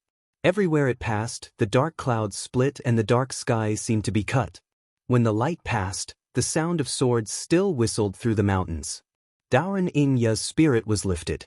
He said in surprise, "Great, great, it's Jinren Sun from the Shaoqing sect." At this moment, the demonic clouds stirred and merged together again, as if they were not damaged at all. After a short period of time, a lingji mushroom as white as jade slowly floated out from within. Its stem was covered with fine streaks of blood, and the tip of the mushroom was wrapped around the lingji mushroom. The mushroom was made up of lingji mushrooms. A green-robed Taoist with an angular face and a high-nosed bridge stood on the peak of the mountain. A beam of sword light circled around his body like a bolt of lightning. He seemed to be impatient to talk to the woman, so he shouted from several mountains away, "I'm sick of this foul atmosphere. Since all the sects are here, Eldering, when can we start the battle?" Ingya Daoran nodded his head, and was about to speak, when he suddenly felt something strange beneath his feet. He lowered his head to look, and saw that the entire river in the Qingyuan Gorge was actually trembling slightly, and after a moment he heard a loud sound, as if the waves were shaking 1,000 mountains and 10,000 drums were beating. The layers of water actually flowed against the current, rolling and surging violently, rushing over. The tens of thousands of cultivators were at a loss. They didn't know who had arrived. Daoist Sun, Zhou Huang Thallium Block Hot Boat Book Stumble Thank You, Leave Yang Assel Stir Up Cutway Hui Chu Lu Ru Steel Wine Huang Arm Phoenix Division Vinegar O Tichu Province? The middle-aged cultivator shouted and pointed at the talisman book. "Senior brother, look." Ingya Daoran subconsciously looked down. After the disciples of the 6 demon sects and the 3 major sects of Xianmen arrived, there were already 17 numbers on the talisman book. However, at this moment, another golden light shot up into the sky. It was dazzling and 2 words appeared on it, Yaun.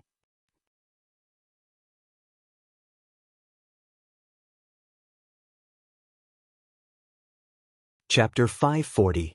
Ingya Daoran was shocked. He knew most of the sects in Donghua Mystic Sect, but he had never heard of the Yaoyin clan before. Read over the past tens of thousands of years in Donghua continent, countless sects rose and fell, but those who could sign on this talisman were all powerful sections. At this moment, a loud dragon roar came from the horizon, suddenly resounding through the world. Ingya Daoran's hand trembled and he said in shock, "Where did this big demon come from?" Huoxian also seemed to have sensed something, and he immediately looked up. Zhong Muqing was startled at first, then he revealed a look of disbelief. He walked to the edge of the cliff in a few steps and looked in the direction of the sound. In the depths of the river, a demon with a dragon's head and a fish's body came cleaving through the waves. Its body that was covered in golden scales appeared and disappeared in the waves, moving up and down with the waves. It was surrounded by millions of species of fishes that leaped and tossed about, causing waves to splash violently. It was a magnificent sight to the point that the entire Qingjiang River was like a pot of boiling water. On the broad back of such a ferocious demon, there was a Taoist in a man's robe. On top of his head, there was a cloud that vaguely showed 5 colors, and the Gangqi around him was like the tide, fluttering his robe. It was obvious that he was a highly skilled Yuaning Jinren. And behind the man and the demon, there were another 3 rays of light following closely in a triangular formation. Although they could not see their faces clearly because of the cloud of light, judging from the Gangqi whirlwind caused by the escape technique, these 3 people also had Yuaning cultivation. The cultivators in Chengyuan Gorge were all secretly guessing which sect these people belonged to actually cause such a huge commotion. A few knowledgeable cultivators suddenly cried out, "Dragon's head, 2 legs, antlers on top, golden scales, and a fish tail. Could this be the mutated beast dragon carp?" These words instantly caused waves of exclamations. The dragon carp was an ancient mutated beast that had the ability to rule over the marine creatures and calm the seas. No one knew who had the ability to control such a ferocious beast.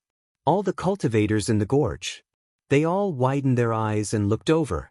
However, they didn't know that at the moment, countless aquatic creatures were swimming crazily in the lower reaches of the river, as if they were worshipping Ji Hao. This strange phenomenon caused the officials and commoners of Wei and Liang to be extremely shocked. They thought that the heavens had shown their divinity. Along the banks of the river, countless people were holding sacrifices and praying, burning incense and worshipping. At this moment, the dragon carp had already arrived in front of the Qingyuan Gorge.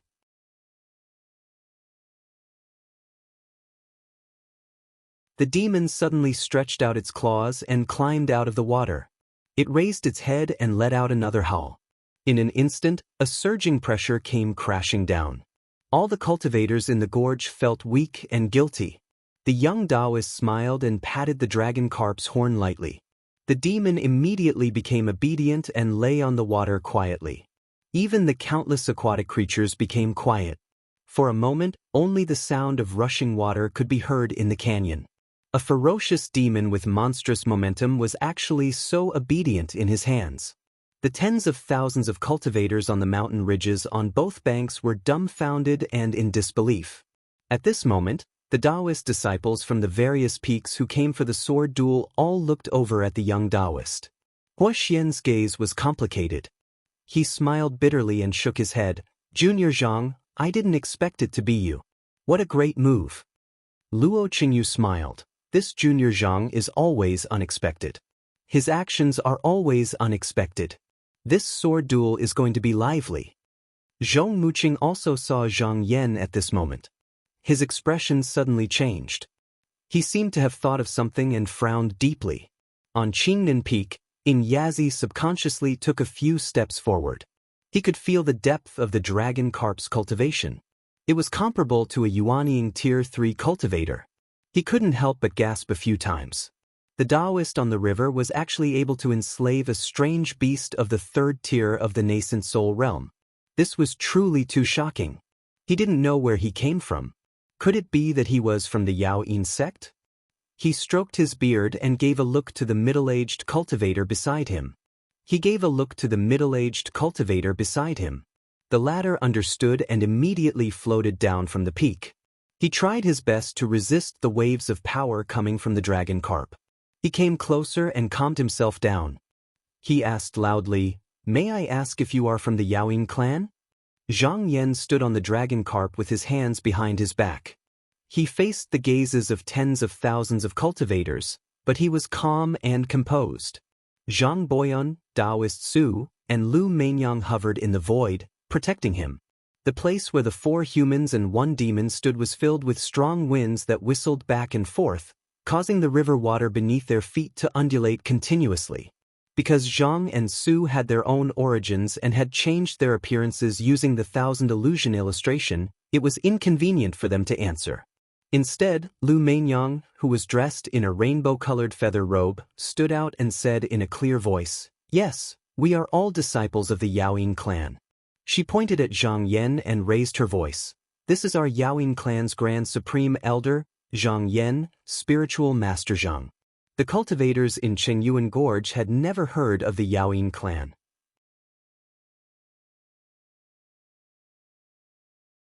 However, many had heard of the name Zhang Yan, so they immediately made some connections. The middle-aged cultivator also felt that the name was familiar. His expression changed, and he solemnly bowed before turning around and returning to the peak. Zhang Yan bowed and then patted the dragon carp's jade horn. Black clouds surged out from the great demon's abdomen. With a bang, the water exploded and it soared into the sky, flying towards the famous peak that belonged to the Yaoying clan. Zhou Huang frowned and looked back at Zhou Qinyun, asking, Zhang Yan? Could this person be my good brother-in-law? Zhou Qingyun also frowned. At this time, the female disciple behind Zhou Huang, Zhou Wanhan, hesitated for a moment and said, "Master, this person is that Zhang Yan." Zhou Huang's gaze fell on her face and he said in a low voice, "How did you know him?" Zhou Wanhan blushed and lowered her head, saying softly, "At that time, I heard people say that Marshal Aunt Zhou's husband has the appearance of a phoenix and the appearance of a dragon. He is frank and upright and handsome. I once secretly went to take a look and recognized him." Zhou Huang snorted and turned around to stare at Zhang Yan. He sneered, "Looks like he has caused some trouble." He felt an inexplicable sense of irritation in his heart. Just now, he was still certain that Zhang Yan's future was at an end and that there was no possibility for him to go further on the path of cultivation. But who would have thought that in the blink of an eye, the other party would appear in front of him? Not only did he have 3 Yuanian cultivators by his side to protect him, but he also had a great demon with amazing magical powers for him to enslave. As a direct descendant of the Zhou clan, he was only accompanied by 3 Yuanian elders. Compared to Zhang Yan, he was obviously at a disadvantage. With this kind of power in his hands, he did not believe that Zhang Yan did not have someone supporting him. At this time, a servant girl ran over and said, "Master, Elder Ing has sent someone to invite Master over, saying that there is something important to discuss." Zhang Yan's arrival was like a stone that caused 1,000 ripples. Not only were the disciples of Xian Men surprised, but the people of the 6 demon sects were caught off guard. Maybe the disciples of Xian Men did not know of his reputation, but the disciples of the demon sects had heard of him and knew that he was a strong enemy. The petite girl standing on the white jade Ganoderma looked displeased and said angrily, "Lu Muchio, what the hell are you doing? Didn't you say that this person has been expelled from the sword competition by Qinsong School? Why did he suddenly come here? Isn't this messing up the original arrangements?" Although she asked this, she did not get a response for a long time. She bit her lips and turned her head to ask, "Senior Brother Feng, what do you think?" The person she asked was a tall and slender Taoist in a yellow robe. This person had a full forehead, deep eyes, and distinct facial features. He did not have a bun on his head, but his hair was draped over his shoulders. He revealed a serious expression and said, "Although this person's appearance is unexpected, but looking at the reactions of the other sects, it is obvious that they did not know about this beforehand and did not plan it beforehand. If it is only him, how big of a storm can he cause? We just need to wait and see." The petite girl thought for a while. Although this person was powerful, under the combined forces of the 6 sects, he was not a threat. However, it wasn't much of a threat, so he agreed, "Senior Marshal Brother Feng is right." At this moment, the demonic cloud parted, and a 7 feet tall man in a red robe walked out. He said indifferently, "Sun Yangzi, what do you have to worry about? I've set up many chess pieces earlier, and I'll be waiting for the sword battle later. Why don't you go and test him and see how the other sects of Xian Men react? Then we will know what is going on." Zhang Yan rode the dragon carp towards the shore. Everywhere he went, the cultivators dodged and made way for him. Everyone looked at him with awe. The famous peak of the Yaoyin clan was not far from the river. In just a moment, he had already arrived at the peak. Wei Zihong and the formation spirit rushed out from the belly of the mountain. He knelt down and kowtowed, "Disciple Wei Zihong greets Master." When the formation spirit saw Zhang Yan, she also knelt on the ground. But for some reason, she seemed to be abnormally afraid. She said in a trembling voice, "This servant greets Old Ancestor." When Zhang Yan heard her address him as Old Ancestor, his expression remained the same. He thought for a while and knew that the formation spirit thought he was Old Ancestor Tai Heng. The formation spirit saw that people were different from ordinary cultivators. It did not distinguish them from their appearance, but from their aura. After he swallowed the original spirit of Old Ancestor Tai Heng's clone, it was equivalent to receiving its karma. It was not wrong for the formation spirit to call him that. He nodded and said with a smile, "Disciple, get up. Have you straightened out the restrictive formation on this peak?" Wei Zihong thanked him and stood up from the ground. He said, With the help of this Miss Shui Hui, disciple has already taken care of all the restrictions. It's just that after thousands of years, many places have collapsed and scattered. In terms of defending against the enemy, I'm afraid it's only 30 to 40% of what it was back then. Zhang Yan first looked at the demonic clouds in the sky, then looked at Qingdan Peak. A sharp light flashed in his eyes and he said, "It's fine. This sword battle is to kill, but there's no need to defend." An hour later, more than half of the disciples in charge of the 10 sects of the Celestial Sect had gathered on Qingdan Peak. Inya Daoren looked at everyone and cupped his hands. Previously, the masters of our sects had already discussed that in this sword battle, our Celestial Sect should be united and compete with the Devil Sect for those few edicts. However, with the arrival of this Taoist Zhang, there are many variables. In this old man's opinion, why don't we invite Taoist Zhang to the peak for a chat? What does everyone think? After he finished speaking, he looked at Huoxian, but the latter was expressionless and did not say a word. Inya Daoren was very suspicious. Zhang Yan's visit was probably arranged by the Qinsong school, and there seemed to be a deeper meaning behind it. Everyone present could probably see it clearly, but he did not dare to question it. Thus, he wanted to borrow the strength of the other sects to pressure him, so that the previous arrangements would not change. At this moment, the Shaoqing disciple Sun Huang suddenly sneered. Inya Daoren's face lit up and he asked, "What do you think, Taoist Sun?" Sun Huang raised his brows. "If you ask me, then it's a fight between the various sects based on their own abilities. There's no need to be so mysterious." Inya Daoren could not help but feel awkward. Zhou Huang's gaze flickered. He looked around and said, "That's a good idea, Eldering. Let's invite Taoist Zhang to the peak for a chat. My mother is injured and there's a lot of things at home. There's still one more night watch, so it'll be tomorrow at around 12.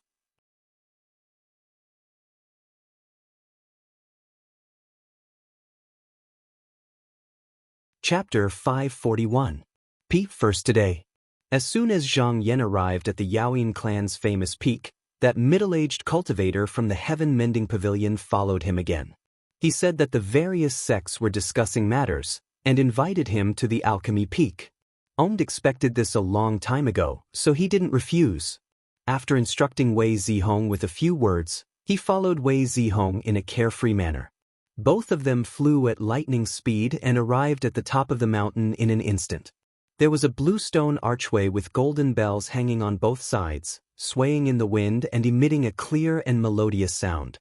In the middle of the archway, there was a stone staircase about 10 feet wide, leading straight up. At the end of the staircase was a gilded bronze palace that was faintly discernible in the clouds. The middle-aged cultivator cupped his head and said, "Taoist Zhang, the other Taoists are waiting up there. You can go ahead." Zhang Yan waved his sleeves and walked up the stairs to the front of the temple. The two Taoist children in front of the door bowed to him and pushed the door open. He stepped over the foot-high threshold and walked into the temple. He looked around and saw that there were more than 10 cattail hassocks in the hall. The people sitting there were filled with qi of the way, and there were clouds above their heads. When they saw him coming in, they all looked over. Inya Daoren stood up from his seat, cupped his fists and said, "Enlightened Zhang, please take a seat for a moment. This old man and Guang Yuan's fellow Taoist Shin still have a few things to discuss." Zhang Yan was slightly surprised. He knew that Guang Yuan's sect was one of the great Shenmen sects 1,000 years ago, and was one of the sects that signed the Talisman Book. In the past, the disciples of Guang Yuan's sect had some conflicts with him, but he did not expect that they would also come for a sword duel this time. He turned his gaze and saw an old Taoist dressed in a bagua robe. The old Taoist looked depressed and weak. His heart couldn't help but tremble. He smiled and bowed to Inya Daoren. After that, he walked to an empty futon and sat down. At this moment, he suddenly felt a gaze sizing him up. He looked up and saw a middle-aged cultivator with a robust body. He was also sitting at the head of the table, judging from his robe and seat. He was a disciple of Yuxiao school. As their gazes met, he could read the unfriendliness in the other's eyes. His heart skipped a beat. Not to mention the grudge between his predecessor and the Zhou family, Just the fact that he was Zhou Changju's disciple in name meant that there was no longer any room for reconciliation between him and the Zhou family. After Ingya Daoren sat down again, he cast his gaze onto the people of Guangyuan's sect. Daoren, he asked slowly, Elder Shin, have you thought it through?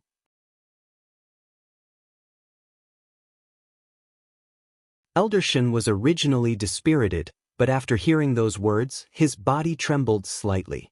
Suddenly, his eyes were filled with anger. He seemed to be extremely angry. He said in a hoarse voice, Everyone is a great sect of the celestial sect. Why must you be so overbearing? Thousands of years ago, when our Guangyuan sect was at its peak, when did Patriarch Xinchong ever bully our fellow Taoists like this? Nanhua sect's disciple Niezhang suddenly sneered and said, Heaven's will is constant. All things have their own ups and downs, life and death. Your Guangyuan sect only has you, one Yuaning cultivator here. What ability do you have to protect that talisman? Everyone knew that Guangyuan sect had been under the protection of Nanhua sect for thousands of years. But this Daoren actually came to fight without saying a word. There were even disciples of other sects who thought that it was Nanhua sect who had secretly instructed him to do so. How could he give him a good attitude? Elder Shen was silent for a while, then he said in a low voice, Daoren, I think I have some tricks up my sleeves. In order to protect this talisman, I can try my best. Even if I have to sacrifice my life, I won't hesitate. Elder Inya shook his head and said, Elder Shin, please forgive me for being blunt. If you don't have the help of the 10 sects, you definitely won't be able to protect that talisman. In the end, it will only benefit the Devil sect. For the sake of the East Hua continent's celestial sect's fortune and the world's livelihood, I hope Elder Shin can look at the bigger picture and stop being so stubborn. Yang Bai of Yuan Yang sect sighed and said, Elder Shin, you also know that the devil calamity has begun. You should also know that the devil's calamity has already begun. Our Donghua mystic sect is in the midst of a great calamity. We cannot allow the disciples of the devil's doctrine to continue being so arrogant. This sword battle is to curb their power. When your Guangyuan sect's patriarch Xinchong was still alive, his name was indeed renowned throughout the 9 states. It is not that we underestimated you.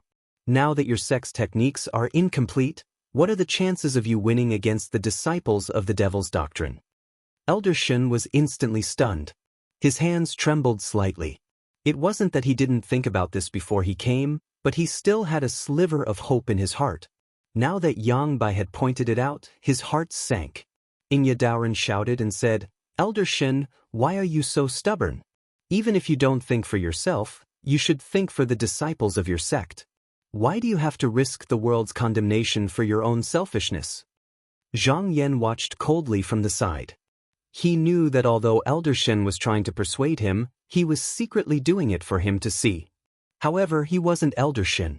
It was impossible for him to give up on the talisman just because of this. The item that all the sects were fighting over was actually a treasure in the world. It was originally refined by an ancient virtuous person. It could go to the 9 heavens to collect the Qian Tian Jun Yang essence. Once a cultivator obtained this item, they could use it to ascend to the Grotto Heaven realm. This treasure was closely related to a scroll of talisman. Only the person who signed the talisman and obtained a law talisman could use the talisman to go to this item and obtain its essence. Tens of thousands of years ago, this scroll of talisman passed through the hands of the cultivators of Donghua continent. Thus, it led to the grand event of signing the talisman. Now that the 18 sects had arrived, it meant that 18 talismans would descend from above the clouds. If it was in the past, it would be enough to determine the winner within the Shenmen. However, now that the devil tribulation had arrived, all the sects had already agreed that they should first work together to suppress the disciples of the devil sect and try to prevent them from obtaining even a single talisman. Then, the ownership of the talisman would be decided. As for the mountain gate that suddenly appeared, to them, it was an additional variable. If they ignored it, wouldn't the disciples of the devil sect be able to obtain the talisman for no reason? Thus, they wanted to force this Elder Shin to leave behind the talisman and withdraw from the sword competition assembly. As the disciples spoke one after another, It immediately gave Elder Shin unlimited pressure. There was anger, hesitation, bewilderment, desolation, and a bit of unwillingness in his expression. However, he also knew that under the suppression of the 10 sects of the Xianmen, if he did not comply, not only would he not have a good ending, he would also implicate the Guangyuan sect. After struggling internally for a while, he said dejectedly, "Forget it, forget it. I'll let you guys take it." As soon as he said this, he seemed to have lost his spirit as he sat on the praying mat, paralyzed. Ingya Doran's expression relaxed slightly. If this Elder Shin was stubborn and refused, it would be a troublesome matter. After all, they were the sects of the Xianmen. They also cared about their reputation. If they could avoid fighting, it would be better not to. At least this elder knew how to appreciate favors and avoided a dispute. He cleared his throat and glanced at Zhang Yan. He was clear that this kind of method could be used to deal with Elder Shin, but it would not work on Zhang Yan. The Yaoyin clan had been declining for thousands of years, so the position of the Grand Elder was not important to them. However, Zhang Yan had another identity, which was one of the top 10 disciples of the Qinsong school, so they had to be careful. Moreover, Zhang Yan not only had 3 Yuanyin cultivators guarding him, he also had a 1,000-year dragon carp that was comparable to a Yuanyin level 3 cultivator. This was not something that anyone here could compare to, so they could only try to persuade him with words. Ingya Doran put on a sincere expression and said, "Spiritual Master Zhang, in this sword competition, the Xianmen will fight against the devil sect together. I hope you will understand the principle of righteousness and hand over the talisman." Zhang Yan smiled faintly and said, "Why would the Yaoyin clan's edict be given to others? If I ask all of you to take out your sect's edict, are you willing to do so?" Ingya Doran couldn't help but feel helpless. He looked to the others for help. Just now, Huoxian had been silent, but now he raised his head and slowly said, "Although junior brother Zhang is my junior brother, he came here today using the name of the Yaoyin clan and has nothing to do with my Qinsong school." He had already thought it through. This junior brother Zhang was very good at borrowing power. Regardless of whether he came today of his own will or if there was someone helping him from behind, as the top 10 disciples of Qinsong school, he could not be tied up by him. When Ingya Doran heard this, he couldn't help but be shocked. Huoxian's words had already made it clear that he would not stand on Zhang Yan's side. However, Zhang Yan smiled and stood up. "Everyone, there is no need to say anything more. This edict originally belongs to the Yaoyin clan. I will never hand it over." Ingya Doran's expression changed. "Spiritual Master Zhang, do you think that with your strength alone, you can deal with the 6 sects of the devil sect?" Zhang Yan sneered. A sharp light shot out from his eyes. He looked around and said loudly, "There is no point in talking too much. Later on, we will use the swords in our hands to determine the result." After saying this, he swung his sleeves and left the hall. The hall was silent. Someone said, "It's good to let him suffer a little."